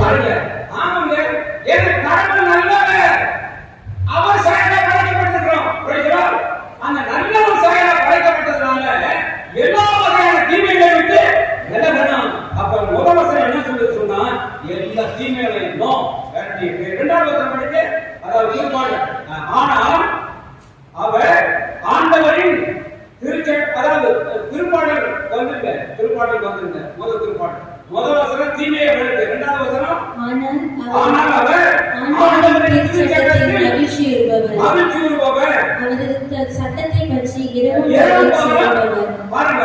அவர் சட்டத்தை பற்றி மகிழ்ச்சி அடையுங்க. ஆமாங்க, மகிழ்ச்சி அடையுங்க. ஆண்டவருடைய சட்டம் ஒரு காலத்துல நமக்கு தாய்மொழியில அது கிடைக்கிறது. தாய்மொழியில கிடைச்சிருச்சு, நமக்கு கல்வி வந்துருச்சு. அதனால இது கூட்டணும் மகிழ்ச்சி அடைந்து என்ன செய்ய வாசிங்க. இரவு பகலும் அதாவது காலையிலே படிக்கணும், மாலையிலே படிக்கணும், ஓய்வா இருக்க சமயத்தில் படிக்கணும், தனியாவும் படிக்கணும், குடும்ப ஜபத்திலையும் குடும்பமா படிக்கணும், நான் பகுதியை படிக்கணும். இதான் இரவு பகுதியில் படிக்கணும். அவர் நீரோடு அப்படி படிச்சு தீமை விலக்கி ஆண்டவருடைய வார்த்தைக்கு அக்கறையா ஈடுபாட்டோடு படிச்சா உன் வாழ்க்கை எப்படி இருக்குன்னு தெரியுமா? நீரோட ஓரம் நடக்கிற மரம் போல. நீரோட ஓரம் இருக்கிற மரம் எப்படி இருக்குது? நீ காதலியாக்கு ஓரத்துல இருக்கிறீங்க, இங்க இருக்க தென்னை மரம் எப்படி இருக்குது பாருங்க. திண்டு கட்டுறதுக்கா அப்ப கேட்போம் காஞ்சி போயிடுது. ஆனா நீங்க காதலியாக்கு கரையில இருக்கு, இங்க இருக்க மரம்லாம் எவ்வளவு செழுமையா இருக்கு பாருங்க. செழுமையா இருக்கிற பார்க்கறது நல்ல பலன் கொடுக்கும். அப்ப நம்முடைய வாழ்க்கை தீமைகளை விலக்கி ஆண்டவருடைய வார்த்தையில அவர் ஈடுபாடு காட்டணும்னா நம்முடைய வாழ்க்கை நீரோடை ஓரம் நடப்பட்ட மரம் போல இருக்கு. அப்புறம் பருவ காலத்தில் கடிதது இருக்கும் மரத்துக்கு ஒப்பாவார். நாம் செய்வது அனைத்திலும் வெற்றி பெறுவார். ஆமாங்க, நீங்க என்ன செய்றீங்களோ எல்லாத்தையும் ஆண்டவர் வெற்றி பெறுவார். ஏன் தீமை விலக்கிறீங்களா? ஆண்டவருடைய வார்த்தையை அக்கறை வச்சிருக்கிறீங்களா? அதனால நீ செய்யறது எல்லாவற்றையும் ஆண்டவர் செய்றாரு, வெற்றியை கொடுக்கிறார். அப்ப இது வெற்றி வாழ்வுக்கு ஆண்டவர் கொடுக்கக்கூடிய கையேடு இதுதாங்க. வெற்றி வாழ்வுக்கு ஆண்டவர் கொடுக்கக்கூடிய கையேடு இந்த வேதாகமம் தான். இதை நம்ம புரியாம இருக்கிறோம். அடுத்தபடியாக ஆண்டவருடைய வார்த்தையை நீங்க படிக்க படிக்க படிக்க அது என்ன செய்யணும்னு சொன்னாங்க, இந்த மாந்திரிக வேலை, இந்த கண்ணு போட்டுட்டேன், இந்த செஞ்சு வச்சுட்டேன், இது பண்ணி வச்சுட்டாங்க. நீ ஆண்டவருடைய வார்த்தையை படிச்சீன்னா ஒரு மாந்திரிகமும் உங்ககிட்ட எவ்வாறு நெருங்காது, உன்னை காக்காது. அவன் இறங்கி விடலாம், ஆனா உன்னை காக்காது. வாசிங்க எண்ணிக்கை நூல் 23வது அதிகாரம் 23வது வசனம். எண்ணிக்கை யாக்கோபுக்கு எதிரான மந்திரவாதம் ஏதுமில்லை, இஸ்ராயேலுக்கு எதிரான குறி சொல்லுதல் யாரும் இல்லாம நீங்க இந்த புதிய ஏற்பாட்டுல இயேசுவின் ரத்தத்தினால கழுவப்பட்டு மீட்படைஞ்ச நீனா யாக்கோபு, நீனா இஸ்ராயேல். உனக்கு எதிராக யார் என்ன ஏவனாலும் என்ன செஞ்சு வச்சாலும் அது உன்னை நெருங்காது. சாது சுந்தர் சிங் என்ற நச்சந்தி பணியாளர் வடகிழக்கு மாநிலங்கள்ல இந்தியாவில் அதிகமா வேலை செஞ்சவர். அவர் ஒரு நாள் புகை வண்டியில பயணம் செஞ்சுட்டு இருந்தார். அப்ப அவர் பைபிள் படிச்சுட்டே இருந்தார். எதிர் சீட்ல உட்கார்ந்து இருந்த ஒரு மாந்திரிக வேலைக்காரன் இவரை பார்த்து நக்கலா சிரிச்சான். அவர் என்ன கருத்து சிரிக்கிறீங்க அப்படின்னு கேட்டார். இல்ல ஒண்ணும் இல்ல சொல்லுங்க அப்படின்னு கேட்டார். அந்த உங்க புத்தகத்தை மாத்திரம் வச்சிருங்க, 5 நிமிடத்துல உங்களை கிறுக்க மாதிரி நான் குதிக்க வைக்கிறேன் பாரு அந்த மந்திரம் போட்டு சொல்லிட்டு சொன்னேன். சரிங்க செய்யுங்க அப்படின்னு 5 நிமிடம் அப்படின்னு சொன்னான். 5 நிமிடம் நான் மந்திரம் போடுறேன், நீ கிறுக்க நான் போல எழுது குதிப்பேன்னு சொல்லி 10 நிமிஷம் வரைக்கும் மந்திரம் பார்த்தா நடக்கல. பையன் இந்த துண்டு பிறகு கொடுப்பாங்கள ட்ராக்ஸ், அதை பார்த்தோன்னே அதையும் கொஞ்சம் எடுத்து வச்சிருங்க, அதுலதான் இருக்குது, அதனாலதான் என் மந்திரம் படிக்கிற அதையும் எடுத்து வச்சுட்டாரு. எடுத்து வச்சுட்டு இப்ப 10 நிமிஷம் இல்ல 15 நிமிஷம் மந்திரம் போட்ட ஒண்ணு நடக்கல. முன்னாங்க அப்போ சொன்னாரா, இந்த வேதத்தை படிச்சு புதிய படம் வச்சிருந்தாரு அவர். இந்த வேதத்தை படிச்சு படிச்சு படிச்சு அது என்னோட ரத்தத்தோட ரத்தமா, நாளத்தோட நாளமா, நரம்போட நரமா, உயிரோட உயிரா ஒன்னா கலந்து போச்சு. அதனால உன் மந்திரம் எதுவுமே வேலை செய்யும். ஆண்டவருடைய வார்த்தையை நீங்க படிச்சு தியானிச்சு அதன்படி வாழ ஆரம்பிச்சிட்டீங்கன்னா உங்களுக்கு யாரு கல் போட்டாலும் யாரு செஞ்சு வச்சாலும் ஒன்றும் படிக்காது. புரியுதா? அதனால உங்களுக்கு தயவு செய்து அது மாதிரி நீங்க பயப்படாதீங்க. ஆண்டவருடைய வார்த்தை தொடர்ந்து படிங்க. இன்னும் ஆண்டவருடைய வார்த்தை நீங்க 8வதாக ஆண்டவருடைய வார்த்தை நீங்க படிக்க படிக்கிறாங்க, நீங்க விசுவாசத்துல உயர்வீங்க, இறை நம்பிக்கையில உயர்வீங்க. ரோமையர் 10:17 படிங்க. நமக்கு விசுவாசம் எப்படி வரும், இறை நம்பிக்கை எப்படி வரும் பாருங்க. ரோமையர் 10:17 தயவு செய்து நோட்ஸ் எடுத்துருங்க. இந்த போய் 10 பேருக்கு சொல்லுங்க, எனக்கு ரொம்ப சந்தோஷமா அப்படி குறிச்சுக்குங்க. இறை வார்த்தை படிக்க படிக்க நம்ம விசுவாசம் இறை நம்பிக்கை உயரும். வாசிக்க. அனுப்பப்படாமல் அவர்கள் எவ்வாறு அறிவிப்பார்கள்? இதை பற்றிய நற்செய்தி அறிவிப்போரின் பாதங்கள் எத்தனை அழகா இருக்கின்றன. 17வது படிக்கிறீங்களா? ஆகவே அறிவிப்பதை கேட்பதற்கான நம்பிக்கை உண்டாகும். இது பவுலடியார் எழுதின சூழ்நிலை. அன்னைக்கு ஆளுக்கு பைபிள் இல்ல, சபையில வாசிப்பாங்க அவ்வளவுதான். அப்பெல்லாம் பைபிள் ஆளுக்கு கிடையாது. அப்பெல்லாம் சபையில எப்படி வழிபாடு நடந்த ஞாயிற்றுக்கிழமை எப்படி நடந்து தெரியுமில்ல. கர்த்தருடைய நாள் அவங்க 9 மணிக்கு வருவாங்க. முதல் வாசகம் பதில் பாடல், 2ஆம் வாசகம் ஒரு சாட்சியம், 3ஆம் வாசகம் ஒரு பிரசங்கம், திரும்ப அடுத்த மாத்தி மாத்தி மாத்தி மதிய வரைக்கும் வாசிப்பாங்க. மதிய சாப்பாடு கொடுப்பாங்க, சாயங்காலம் வாசிப்பாங்க. சாயங்காலத்தை 5 மணிக்கு தான் என்ன முடியும். வார்த்தைகளை கேட்டுக்கிட்டே இருந்தாங்க. அந்த பெண்ணில் எழுதுறாரு, ஆண்டவருடைய வார்த்தையை கேட்பதால் தான் நம்பிக்கை உண்டாகும். அப்ப யாருன்னா ஆண்டவருடைய வார்த்தையை அதிகமா கேட்க ஆரம்பிக்கிறவங்களுக்கு விசுவாசம் உண்டாகும். இன்னும் ஒரு ஆண்டவருடைய வார்த்தையை அதிகமா நீங்க படிக்க படிக்க ஆட்டோமேட்டிக்கா ஜெபிக்கிறங்கிற எண்ணம் வந்துடும். நம்மள அறியாம உதாரணமா ஃபாதர் ராயப்பன் இங்க இருக்கிறார். ஃபாதர் ராயப்பன் இங்க இருக்கிறார். திடீர்னு ஒரு நாள் வழக்கமா வந்து அவங்க என்ன செய்வாங்க, ஞாயிறு திருப்பலியில ஏன்னா எங்கேயோ அச்சடிச்ச ஒரு பேப்பரை வச்சு விசுவாச மன்றாட சொல்லுவாங்க, அல்லது அன்பியத்தில் எழுதிட்டு வந்து வாசிப்பாங்க. இனிமேல் நம்ம வந்து அப்படியே இருக்கக்கூடாது, சொந்த வார்த்தைகளிடையே விசுவாச மன்றாட சொல்லலாம் அப்படின்னு திடீர்னு ஒரு நாள் ஞாயிற்றுக்கிழமை பூசையில அவர் அறிவிப்பு கொடுத்தாருனாக்க யாரு சொல்லுவாங்க தெரியுமா? ரிட்டையர்டு ஜட்ஜி அவங்க உட்கார்ந்து இருப்பாரு. அவர் ஜட்ஜி தான், இன்னொரு பெரிய போலீஸ் ஆபீசர் இருப்பாரு. அவருக்கு வார்த்தை வராது.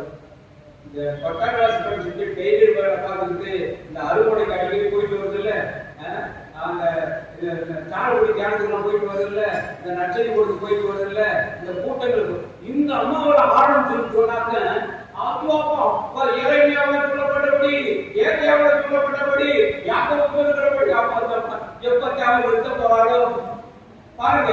இவங்க வேதத்தை அதிகமா படிக்கிறதுனால ஜெபிக்கிறதுக்கான வார்த்தை வந்துருது. அவங்க ப்ரொஃபஸரா இருந்தாங்க, அவங்க ஜட்ஜியா இருந்தாங்க, அவங்களுக்கு ஜட்ஜி அவங்க பிடிக்கிறாங்க ஓகே. ஆனா வந்து இந்த மாதிரி ஜெபிக்கிறதுக்கு வர மாட்டேங்குது. ஆனா யார் ஆண்டவருடைய வார்த்தையை படிச்சு ஆண்டவருடைய வார்த்தையை தொடர்பு உள்ளவங்க கூட்டங்கள் போயிட்டு இருக்கவங்க நல்லா ஜெபிக்கிறாங்க. அப்ப வேதத்தை படிக்க படிக்கிறதுக்கு ஜெபம் உண்டு. இன்னும் கூட ஆண்டவருடைய வார்த்தை நீங்க படிச்சுன்னு சொன்னாக்க ஒரு சில நோவுகளுக்கு நம்ம வழிகாட்டும். ஒன்று நேரடியா நீ அதுல படிக்கலாம், சார்பணி ஞானத்துல வாசிக்க 16-12 நேரடியாகவும் அதுக்கு சுகமாக்கு வல்லமை உண்டு. சார்பணி ஞானம் 16-12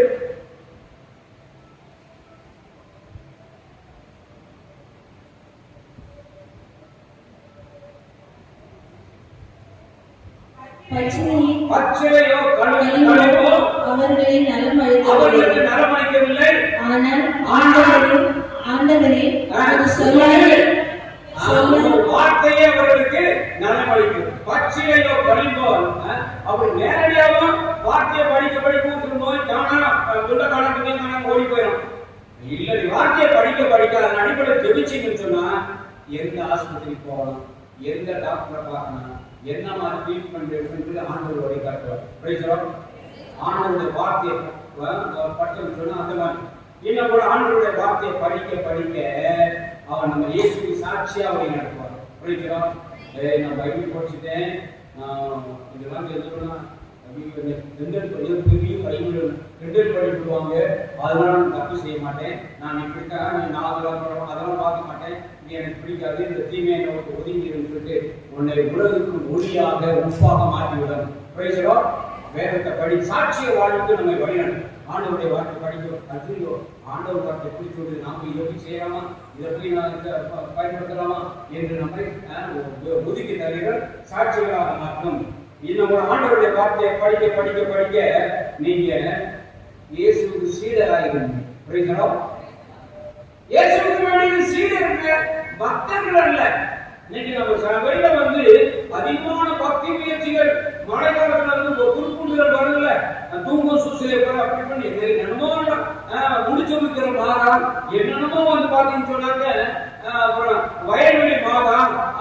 அது அதாவது கண்டமேடிக்க பக்தி மீட்டில் வளர்ந்துகிட்டே வருது.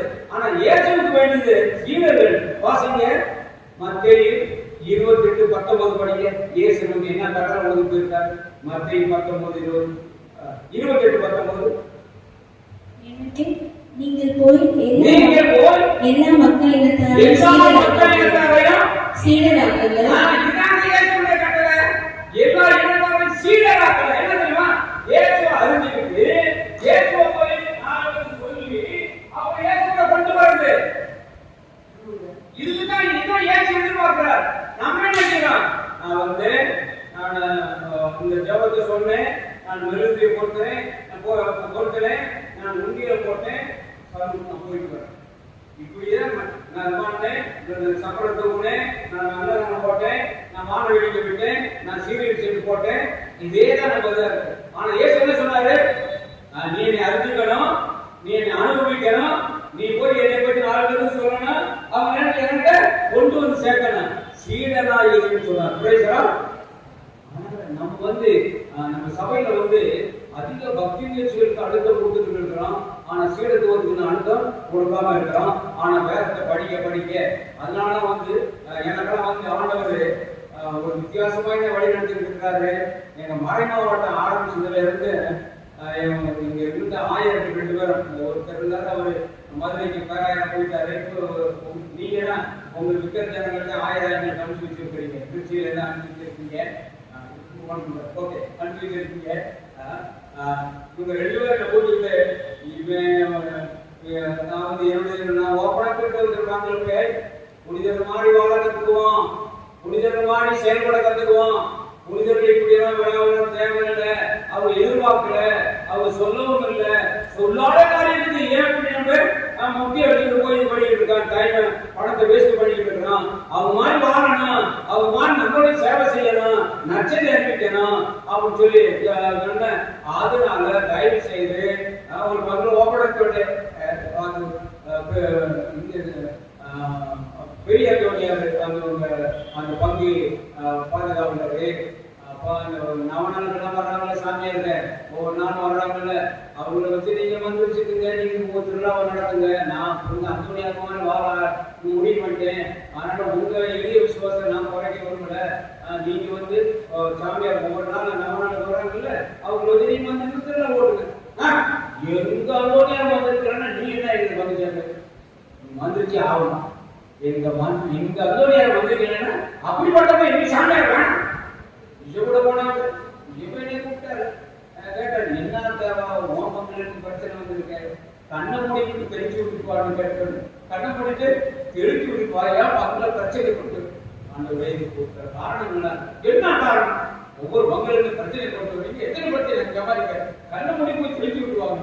கொஞ்சம் கேள்வி நாட்ட உரை கட்டுறது அந்த கொடிய துப்புசிக்கு 500 பேர் கொடி மருத்துவம் கீழே நிற்கிறாங்க.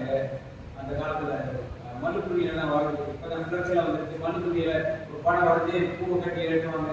அந்த பூ விழுந்தோடனே 400 பேருக்கு போயிருக்காங்க. அந்த குடியை பூசி எத்தனை பேர் இருப்பாங்க? 100 பேர். அந்த அந்தோனியாருக்கு 400 பேர், இயேசுக்கு 100 பேர். அந்தோனியாருக்கு எத்தனை பேர்? 500 பேர்.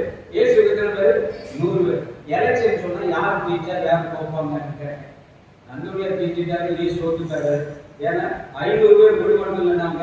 இப்ப பூசி எத்தனை பேர் வர்றாங்க? என்ன ஆண்டவரே, எல்லா ஊர்லயும் இப்படிதான் இருக்குது.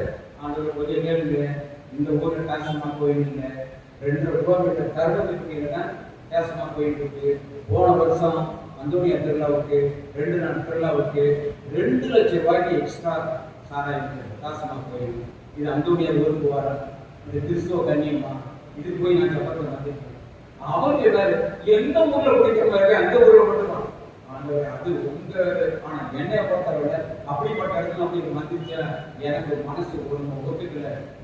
ஆண்டவர் இந்த நோட்டீஸ் பாருங்க, சுப்பிரமணி 500, கந்தசாமி 700, பழனிசாமி 300, இவங்க டொனேஷன் வாங்கியிருக்காங்கல்ல. அவனுக்கு தெய்வத்துக்கு வழிபாடு நடக்கிறப்ப நம்ம ஆளுநர் கொடுப்பாங்களா கொடுக்க மாட்டாங்களா அப்படின்னு சொல்லி கேட்டேன். வாங்க கொடுத்தா அவங்க நம்பரே சொன்னாரு. அப்ப ஆண்டவர் ஞாயிற்றுக்கிழமை பூசிகளை மட்டும் ஒரே சமயத்துல விசுவசிட்டு சொல்றோம். இப்ப அவர்கிட்ட வாங்கிட்டு அந்த சாமிக்கு நம்ம எழுதிட்டு இருக்கோம், என்ன ஆண்டவர் இதெல்லாம் செய்யலாமா? அப்போ ஒரு என்ன சொல்றது, நான் ஒண்ணு கிடைச்சேன் ஆண்டவரே, டாக்குமெண்ட் சொல்லுவோம், டாக்மாவை பத்தி, அதாவது கிறிஸ்தவ சட்டத்தை பத்தி ஏதாவது ஒழுங்கா சொல்லுங்க, நான் கட்டுப்படுறேன். இதெல்லாம் பக்தி முயற்சிகள், இதுகளுக்கு நான் கட்டுப்பட மாட்டேன், அதனால தயவுசெய்து என்ன மதிக்க முடியாது. நாங்கள் அந்த மாதிரி வாழ்றேன், அவர் மாதிரி செய்ய மாட்டேன். அவரு சரி நீ போ, நான் ஊர் மக்களை கூப்பிட்டு பேசுறேன்னு ஊர் மக்களை கூப்பிட்டாரு. ஓ வடசாமி எங்க அந்தோனியால வந்திருக்காதான் அந்தாள் என்ன எழுதுற பகுதியே வேறு. நைட்டு 2 மணிக்கு நான் பொடியெல்லாம் கட்டிட்டு வருவேன். எதுக்கு சொல்றேன்னு சொன்னா, சீடத்துவம்னு சொன்னா நமக்கு முடியும் பக்தினா. ஆனா இயேசுவோட என்ன எதிர்பார்க்கிறாரு, அந்த புனிதர்கள் மாதிரி வாழணும், அந்த மாதிரி செயல்படணும் அப்படிங்கிறது சரி வாழ. அப்ப இதை படிக்க படிக்க படிக்க சீடத்துவத்துக்கு இயேசு எதிர்பார்த்து ஓகே சரி. அடுத்தபடி ஆண்டவருடைய வார்த்தையை நீங்க படிக்க படிக்க படிக்க நமக்கு என்ன சொன்னா, பெரிய வருஷமா நம்ம மக்கள் எதிர்பார்க்கல, ஆடு மக்கள் எதிர்பார்க்க நம்ம மக்களுக்கு ஒரு நாள் உணவு போட்டுன்னா நம்ம பிள்ளை இந்த வழியில போய் கை நீட்டுவோம்.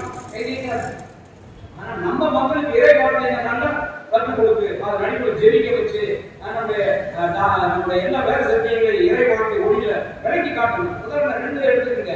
அவன் சொல்றான், என்ன சொல்றான்னா, அவங்க இன்னும் திடீர்னு இருக்கிறாங்க, உங்க ஜாமியார் 100 ரூபா வாங்குறாரு, திருவிழா சமயத்தில் 200 ரூபா வாங்குறாரு, உங்களை ஏமாத்துறாரியா, பூசன்னு இயேசு ஐயாவே திடீர்னு இருக்கிறாரு நீ சொல்றீங்க, அப்படின்னா ஏமாத்துறாரு, ஏமாந்து பாருங்க அப்படின்னு சொல்லிட்டு மக்கள் எழுதிருப்பாங்க. ஆனா மக்களுக்கு யோவான் நற்செய்தி 6ஆம் அதிகாரத்தை படிச்சு, ஒருவனுடைய உடலை உண்டு என் ரத்தத்தை குடித்தாலுடைய அவனுக்கு நித்திய ஜீவன் இல்லைன்னு திரும்ப திரும்ப சொல்றாங்க.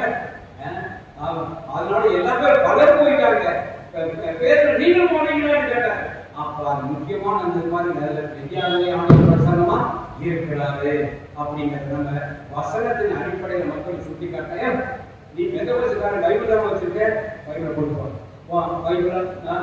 யோவான் சுவிசேஷம், அவங்க யோவான் சுவிசேஷம் நீ 6ஆம் அதிகாரம் இது பதில் சொல்லு. இன்னும் பல குறிப்புகள் உண்டு. இயேசு ஐயாவே தேவன் கருத்து.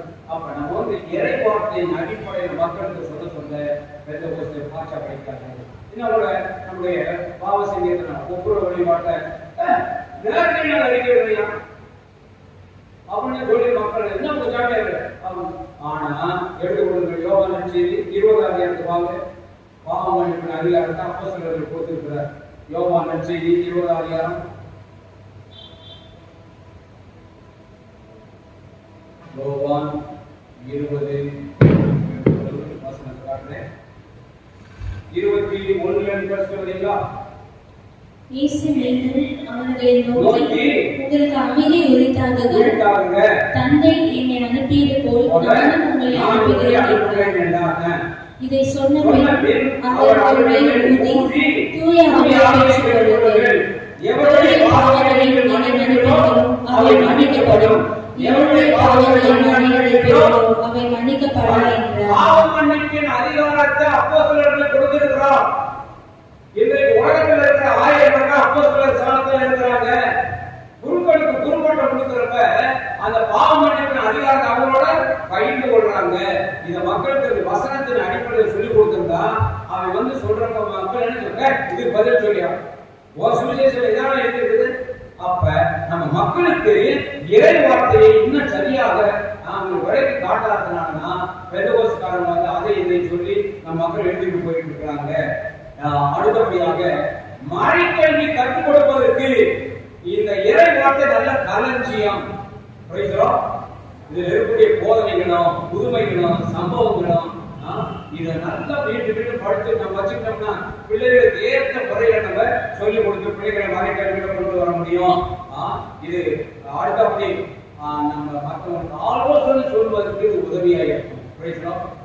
ஆண்டவருடைய வார்த்தையின் அடிப்படையில வாழ்க்கையில் நடந்த ஒரு சம்பவம் 2004 நல்லாயிரம் குறுமணத்துல கோயம்புத்தூர் அங்கே எப்படி குறுமணத்துல குறுமானவர்களுக்கு தியானம் கொடுத்தேன். தியானம் முடிச்ச உடனே ஒரு விரதர் என்கிட்ட கேட்டாரு. 2வது ஆண்டு மெய்யில் கிளாஸில் படிச்சுட்டு இருந்தாரு. ஃபாதர் உங்களுக்கு தியானம் நல்லா இருந்துச்சு, எனக்கு ஒரு சின்ன பிரச்சனை, பெரிய பிரச்சனை, என்ன பிரச்சனைன்னு கேட்டேன். ஃபாதர் எனக்கு கொஞ்சம் வீட்டில் இருந்தப்ப 2-3 நாள் வலிப்பு நோய் வந்துச்சு, பீட்ஸ் நோய் வந்துச்சு. அப்புறம் நான் மைனஸ் சென்டரில் இருந்தப்போ ஒரே ஒரு நாள் வந்துச்சு. இப்போ நான் மேஜர் சென்டருக்கு வந்துட்டு இந்த 2 வருஷமா எனக்கு வலிப்பு நோய் இல்லை. ஆனால் என்ன பயணம் எப்போ வருதுன்னு தெரியாது. ஏன்னா வீட்டிலே வந்துச்சு, மைனஸ் வலிப்பு நோய் பீட்ஸ் வந்துச்சு. இப்போ நம்ம கொஞ்சம் நல்லா படிக்கிறமானங்கிறதுனால, நல்ல மார்க் வாங்குறதுனால ஃபாதர் இதை பற்றி அந்த ஒன்றும் சொல்லலை. நான் எனக்கு என்ன பயம்னா, நாளைக்கு இப்படியே போயிட்டு நாளைக்கு நான் குருவாகி பூசை வச்சுக்கிறப்ப படிப்புனை வந்து விழுந்தாயிட்டா எனக்கு அந்த சம்பவமாக இருக்க மக்களுக்கு அது பெரிய இதாக போயிடலாம், இடைஞ்சலாக போயிடலாம். அதனால நான் என்ன பாரு, நான் இப்படியே தொடர்ந்து படிக்கிறதா அல்லது நான் வீட்டுக்கு போயிடுறதா சொல்லுங்கன்னு சொன்னாங்க. நான் சொன்னேன், அறுவடையோ மிகுதி வேலையாட்களோ உறைவு. ஆண்டவரை அழைச்சிட்டார், தலைப்பை கை வைத்தவன் திரும்பி பார்க்க வேண்டும். கொஞ்ச நேரம் ஜெபம் பண்ணிட்டு சொன்னேன், இன்று காணும் இந்த எகிப்தியனை நீ என்றுமே காண மாட்டார். நீங்க எதிர படிச்சுக்கணும், விடுதலை பயணத்துல 14 அதிகாரத்துல 13-14 இன்று இந்த நோய் வந்து வரவே வராது. ஆனா நீ தொடர்பு படி. ஆனா ஒரு காரியத்தை காலையில் ஒரு அதிகாரம், சாயங்காலம் ஒரு அதிகாரம் தவறாம வேதத்தை மட்டும் படி. இதுதான் கைகண்ட மருந்து. என்ன மருந்து? கைகண்ட மருந்து. காலையில் ஒரு அதிகாரம், சாயங்காலம். இது 2004 நான் சொன்னேன். 2012-13 ஐயோட வளர்வுல திருச்சபையில விசுவாச ஆண்டு ஏன் வைத்து கொண்டாடணும். அப்ப வந்து எங்க மறை மாவட்டத்துல ஒவ்வொரு பங்குலையும் நாங்க அந்த பொறுப்பா இருந்தேன், சீட் பண்ணி இருந்ததுனால நாங்க டீமா போய் ஒவ்வொரு பங்குலையும் ஒரு வாரம், ஒரு நாளைக்கு மறைக்கல்வி பற்றி, ஒரு நாளைக்கு வந்து நாங்க திருவழிபாடு பற்றி, ஒரு நாளைக்கு வந்து பைபிளை பற்றி, இப்படி ஒவ்வொரு நாளைக்கு ஒரு பாயிண்ட் நாங்க ப்ரோக்ராம் நடத்திட்டு படங்கள் போட்டு நாடகங்கள் போட்டு வரிசையை நடத்திட்டு பிரசங்கம் எல்லாம் ஒரு நாளைக்கு வந்து அப்படியே போயிருந்தோம். அப்போ பழனிங்கிற ஒரு பங்கு இருக்கு, அங்க வந்து அந்த ப்ரோக்ராம் நடந்துட்டு இருந்தப்ப அங்க எங்க குழுவை சேர்ந்த ஒரு அம்மா பிலோமினாங்கிறவங்க ஆத்தூர் செம்பட்டி அங்க சேர்ந்தவங்க, அவங்க ஒரு செய்தி கொடுத்துட்டு இருந்தாங்க. அந்த அடுத்த அப்படி திருப்படிப்பு சார் நான் சக்கரசில வந்து வாசகங்களை பார்த்துட்டு அந்த ஜபங்களை பார்த்துட்டு தயார் பண்ணிட்டு இருந்தேன். யாரோ சொன்னாங்க, ஃபாதர் யாரோ உங்க அர்ஜென்டா பார்க்கணுமா, அங்க வெளியே நிற்கிறாங்க ஒரு பையன் வந்து சொன்னேன். நான் போய் எட்டி பார்த்தேன். அவங்க வாங்க என்ன விஷயம், நாங்கள் பூசை வைக்க சீக்கிரம் சொல்லுங்க. அப்போ நீங்க அப்படி அவசரப்பட்டு கேட்டேன். ஃபாதர் எனக்கு தெரியுதான்னு கேட்டார். நான் பார்த்துருக்குறேன், ஆனால் யாரும் மாற்றி பார்த்த முகமாட்டேன். அப்போ சொன்ன 2004 நான் தியானம் பண்ணேன். இப்படி போய் நான் வந்து ஏற்கனவே உதவி பங்கு தந்தையா இருந்து, அதுக்கப்புறம் வந்து நான் ஒரு பங்கு தந்தையா இருந்துட்டு இப்ப கோவை மறை மாவட்ட ஆயிரத்து நான் 1000 செயலாளராக இருக்கிறேன். நீங்க எதிர்பாராம ஒரு வேலை அங்க வந்தேன். அந்த வீட்டுல சொன்னாங்க, எங்க விசுவாசான விஷயமா எங்க பங்குல ப்ரோக்ராம் நடக்குது, ஃபாதர் தேவராஜ் தான் வந்து 7 நடத்திருக்கேன். அது தேவராஜா எனக்கு தெரியுமே, அவரை பார்க்கணுமே அவங்க சொல்லிட்டு பார்க்கறதுக்காக அவர் சொன்னார். நான் தான் சொல்லி டீட்டெயில் சொன்னார். எப்படி ஃபாதர் இது வரைக்கும் பாருங்க 2004 2013 வரைக்கும் நான் இன்னமும் வராது. ஆனா ஒரு காரியம், இது வரைக்கும் 2 அதிகாரம் படிக்கிறீங்க, ஒரு நாளைக்கு 3 தடவை சாப்பிட்டீங்கல்ல, இனிமேல் 3 அதிகாரத்தை படி அப்படின்னு. அதுக்கப்புறம் கோவை கூடுதல் இருந்தாரு, அப்புறம் புலி பாளையத்தில் இருந்தாரு, இப்போ வந்து இன்னொரு பக்கம் மாற்றி இருக்கிறாரு. இந்த கூப்பிட்டு கன்சல்ட் பண்ணிட்டு எதுக்கு சொன்னா, எனக்கு ஒரு பைபிள் தெரிஞ்சதுனால இறைவார்த்தையின் அடிப்படையில் அவருக்கு கவுன்சிலிங் கொடுக்க முடியும். அதாவது அறிவுரை சொல்லணும். அப்ப நம்ம படிச்சுட்டோம்னா இறைவார்த்தையின் அடிப்படையில் அவங்களுக்கு ஆலோசனை சொல்லலாம். பேசலாம். ஓகே, ஆண்டவருடைய வார்த்தையை நான் படிக்க என்ன செய்யலாம்னு சொன்னாங்க, பானையில இருந்து ஆவியில் வரும்ல, நம்ம நற்செய்தியில நிறைஞ்சிட்டோம்னா நம்ம அறியாம நற்செய்தி பணி செய்வோம். பேசலாம். நற்செய்தி பணி செய்ய தூண்டப்படுவோம். ஓகே, இதெல்லாம் நம்ம கொஞ்சம் சொல்லிட்டே போகலாம். இதோட முடிச்சுட்டு இதெல்லாம் எப்படி சொன்னாங்க, ஃபாதர் பைபிள் எப்படி படிக்கணும் அது சொல்லுவாங்க. பேசலாம்.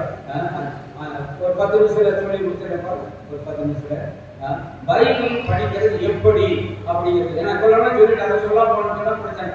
அதனால தயவு செய்து பைபிள் படிப்பது எப்படி என்று உங்களுக்கு குறிச்சிட்டு சும்மா பாருங்க. ஓகே, நம்பர் 1 தீர்மானம்.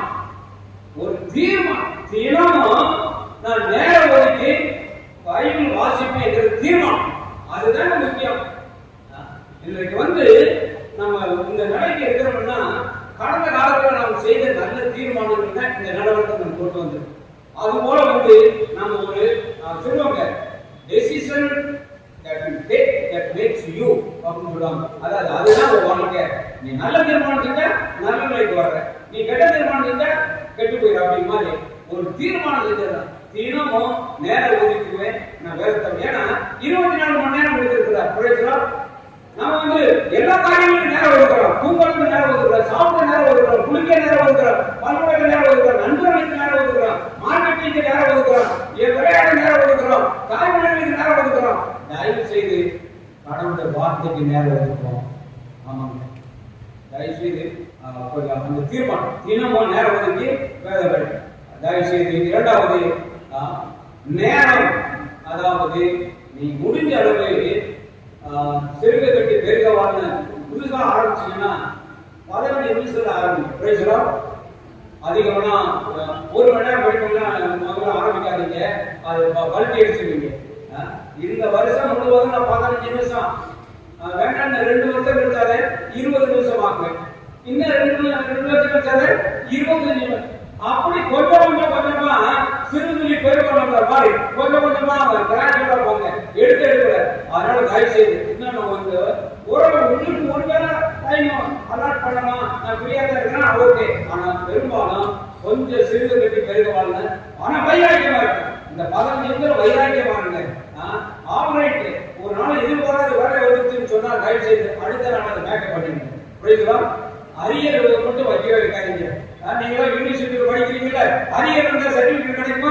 கிடைக்காது. அதுபோல தயவு செய்து அரியர் 1 2 ஒரு நாள் ஒரு சிக் ஆகிட்டீங்க, வெளியூர் போயிட்டீங்க, ஏதோ ஒரு வேலை அடுத்து வரக்கூடிய நாட்களை சரி பண்ணிடுங்க. புரியுதுங்களா?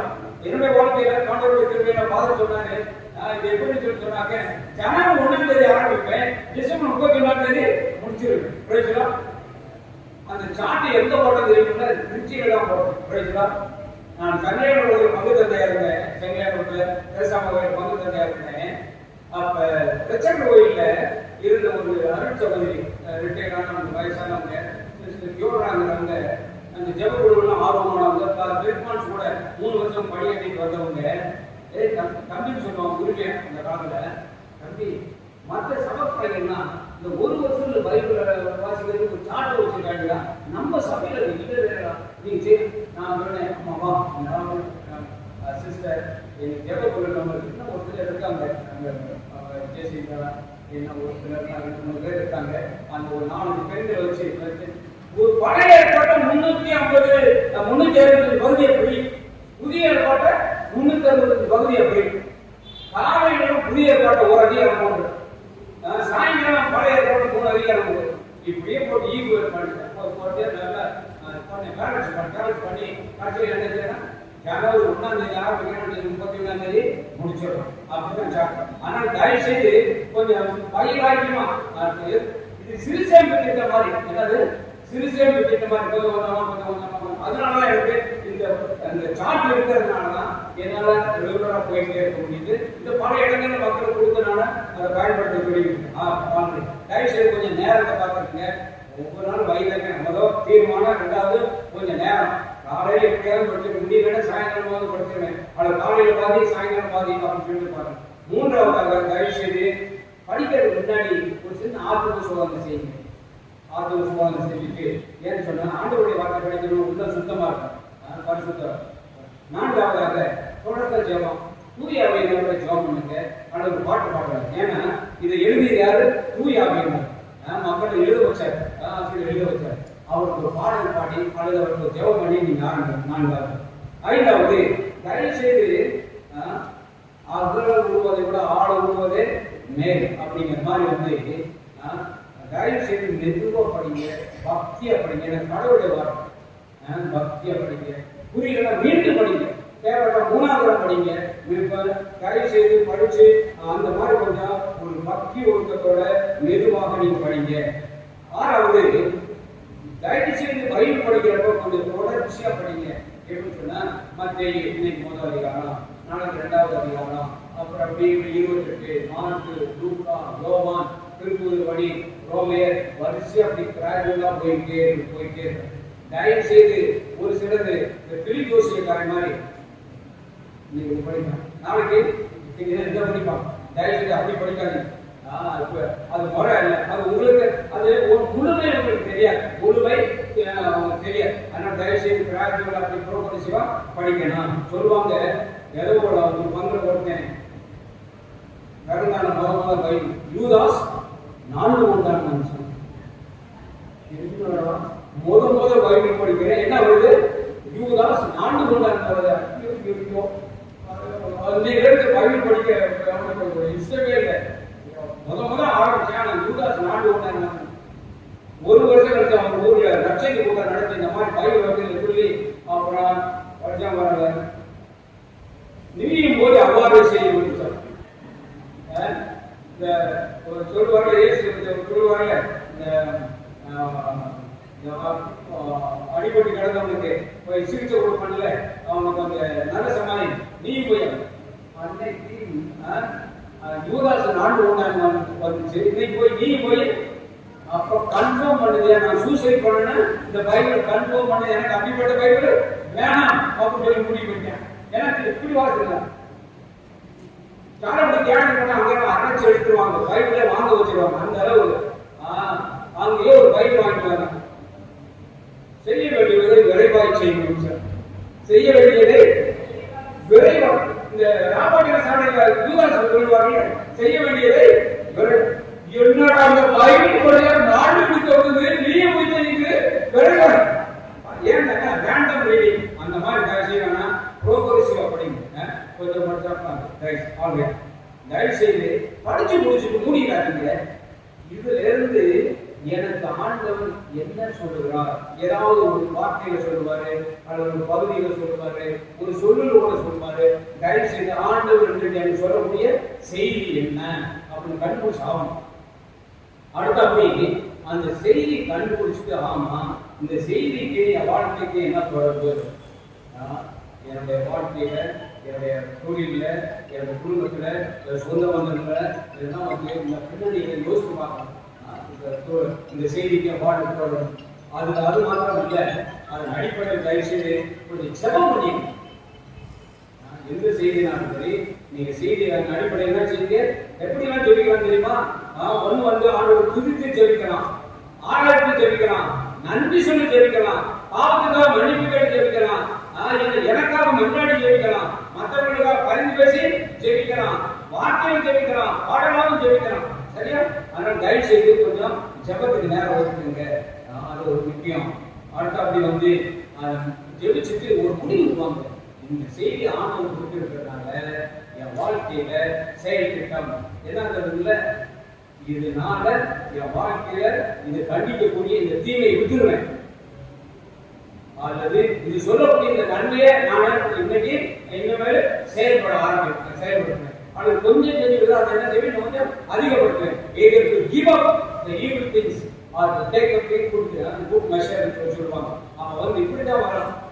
அந்த செய்தியின் அடிப்படையில என் வாழ்க்கையில் என்ன செய்யும் இந்த தீமையை விட்டு அல்லது நல்ல காரியத்தை நீ ஆரம்பி அப்படின்னு சொல்லி செய்தி வரும். ஓகே, அது முடிஞ்சுன்னா தயவு செய்து டெய்லி ஒரு வசனமோ அல்லது ஒரு வார்த்தையை செய்ய மனப்பாடம் பண்ணிக்கணும். அது நல்ல பிற்பாடு உங்களுக்கு பிரயோஜனமா இருக்கலாம். தயவு செய்து படிச்சா மட்டும் போதாது, அது பிரகாரம் வாழணும். எச்சரிக்கையா இருக்கு. இல்லைன்னு சொல்லுவேன் என்ன சொல்லுவேன் இந்த பெரிய பைபிள் இது பைபிள் செய்ய லட்சத்தை பாரு நம்மளால பைபிள் கட்ட பேர் வந்தோம். தயவு செய்து கொஞ்சம் அது மாத்திரம் இல்லை, ஆண்டவருடைய வார்த்தையை படிச்சுட்டீங்க இந்த 4 பேர் கூட பகிர்ந்து கொண்டு பேசுகிறோம். அவன் என்ன நினைச்சிட்டு போய் ஊழியம் நான் சொல்றேங்க, ஊழியம் செய்யாத கிறிஸ்தவனை அட்டூழியம் செய்யுங்க அப்படின்னு நான் அடிக்கடி நச்சரித்து படி கொஞ்சம் சொல்றப்ப நம்ம அறுத்துக்கிட்ட இயேசு கிறிஸ்து ஆண்டவரை ஒரு நல்லவர் என்று சுவைத்து பாருங்க நம்ம சொல்லி ஆகணும். இறுதியாக பைபிள் படிச்சீங்கன்னா உனக்கு சந்தேகம் வரும். சந்தேகம் வரணும்.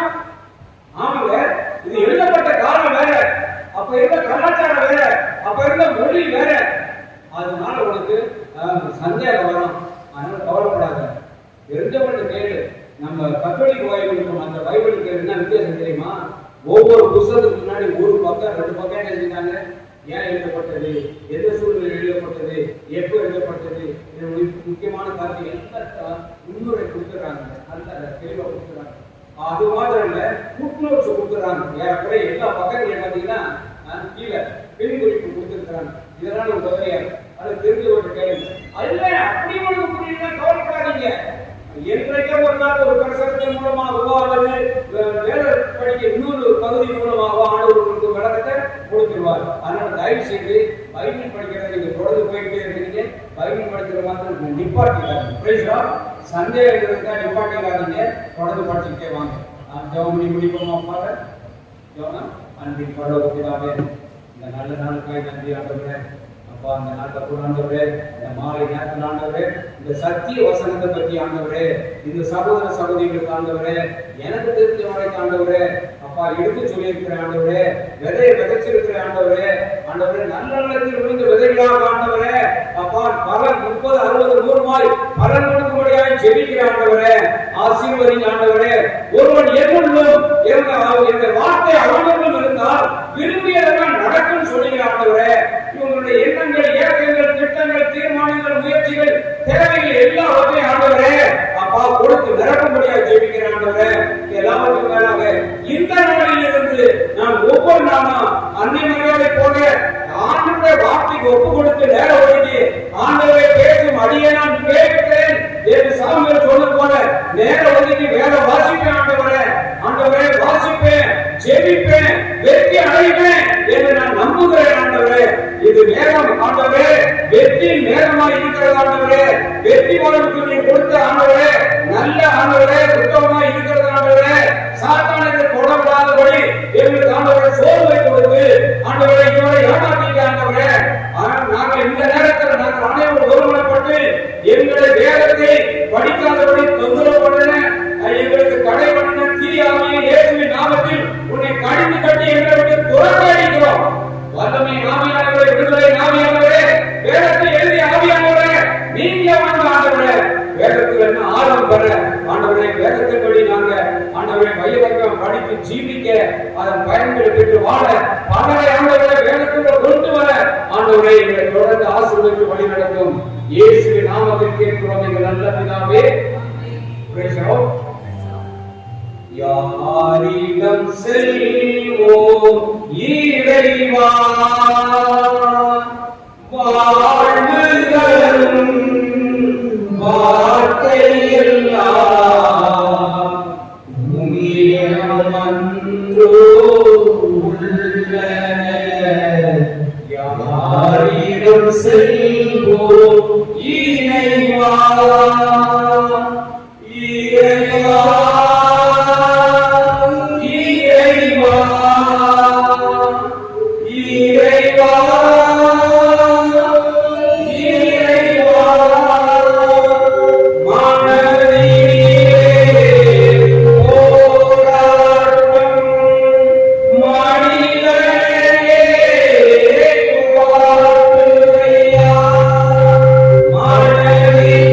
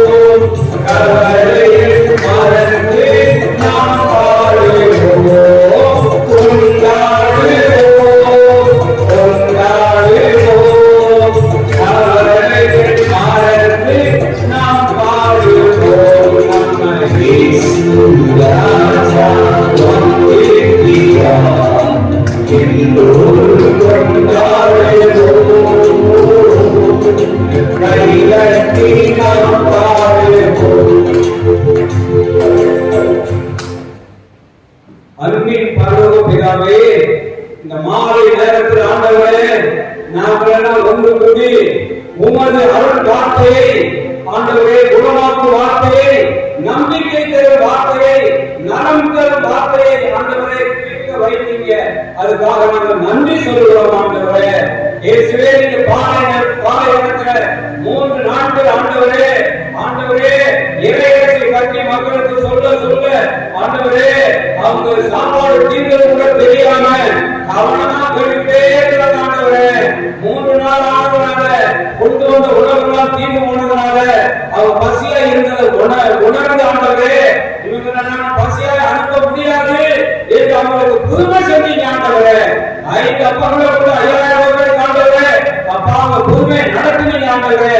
இந்நேரம் ஆண்டவரே, ஒரு சத்திய வசனத்தை பற்றி கேட்கக்கூடிய இந்த மக்களுடைய ஆண்டவரே தேவைகளுக்காக, ஆண்டவருடைய கஷ்டங்களுக்காக, துன்பங்களுக்காக, துயரங்களுக்காக, வேதனைகளுக்காக, தோல்விகளுக்காக, பிரச்சனைகளுக்காக, ஏமாற்றங்களுக்காக, எதிர்ப்புகளுக்காக வருகிறோம் ஆண்டவரே.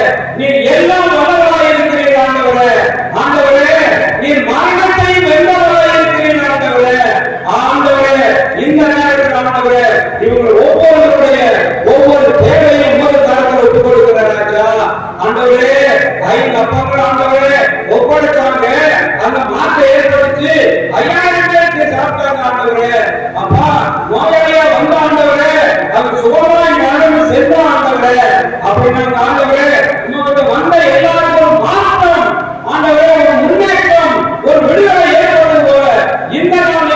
ஆண்டவரே உமது வார்த்தையை கேட்டு உமது திவ்ய பிரசன்னம் திவ்ய பிரசனத்துக்கு முன்னாடி இருக்கிற இந்த மக்களுக்கு ஆண்டவரே நீங்க சொல்லுங்க ஆண்டவரே, ஆசீர்வதிங்க ஆண்டவரே, விடுவிங்க ஆண்டவரே, சுகப்படுங்க ஆண்டவரே, வழி நடத்துங்க ஆண்டவரே.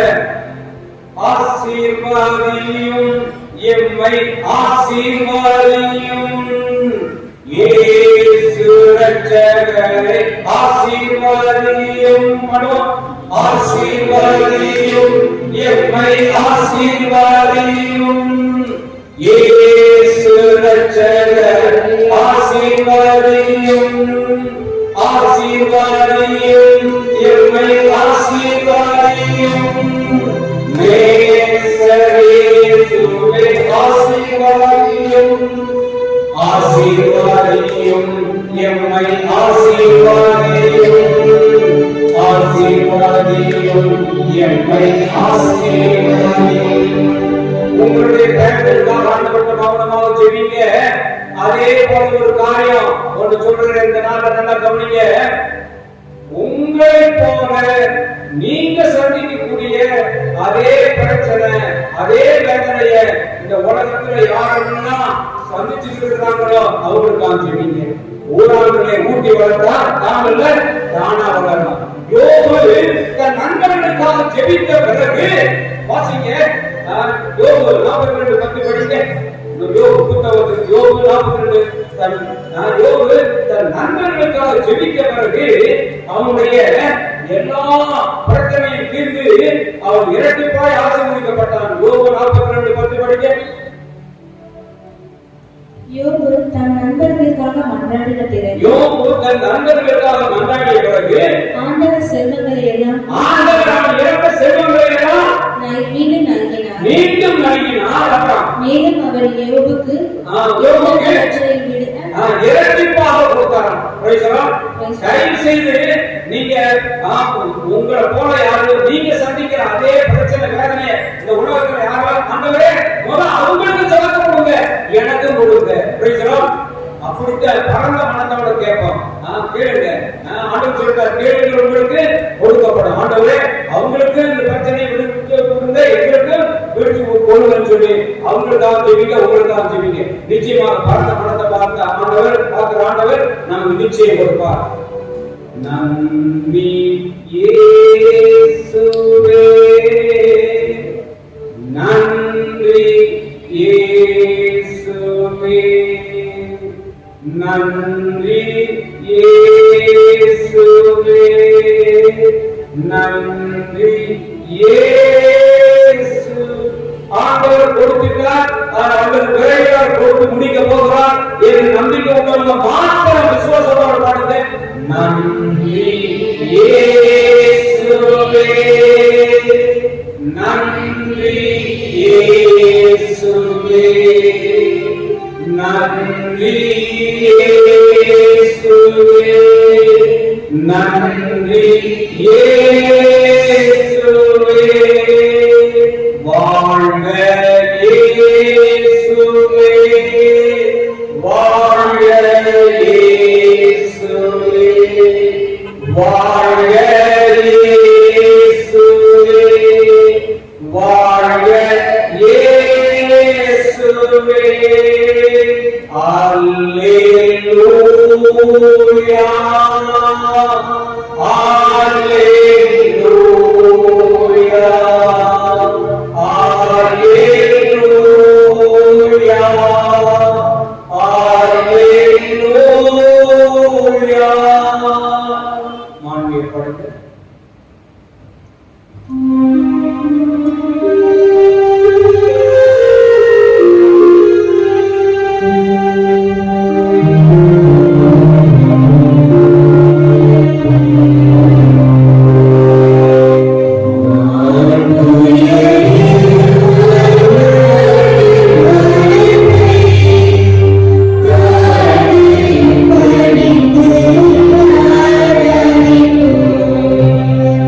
Yeah.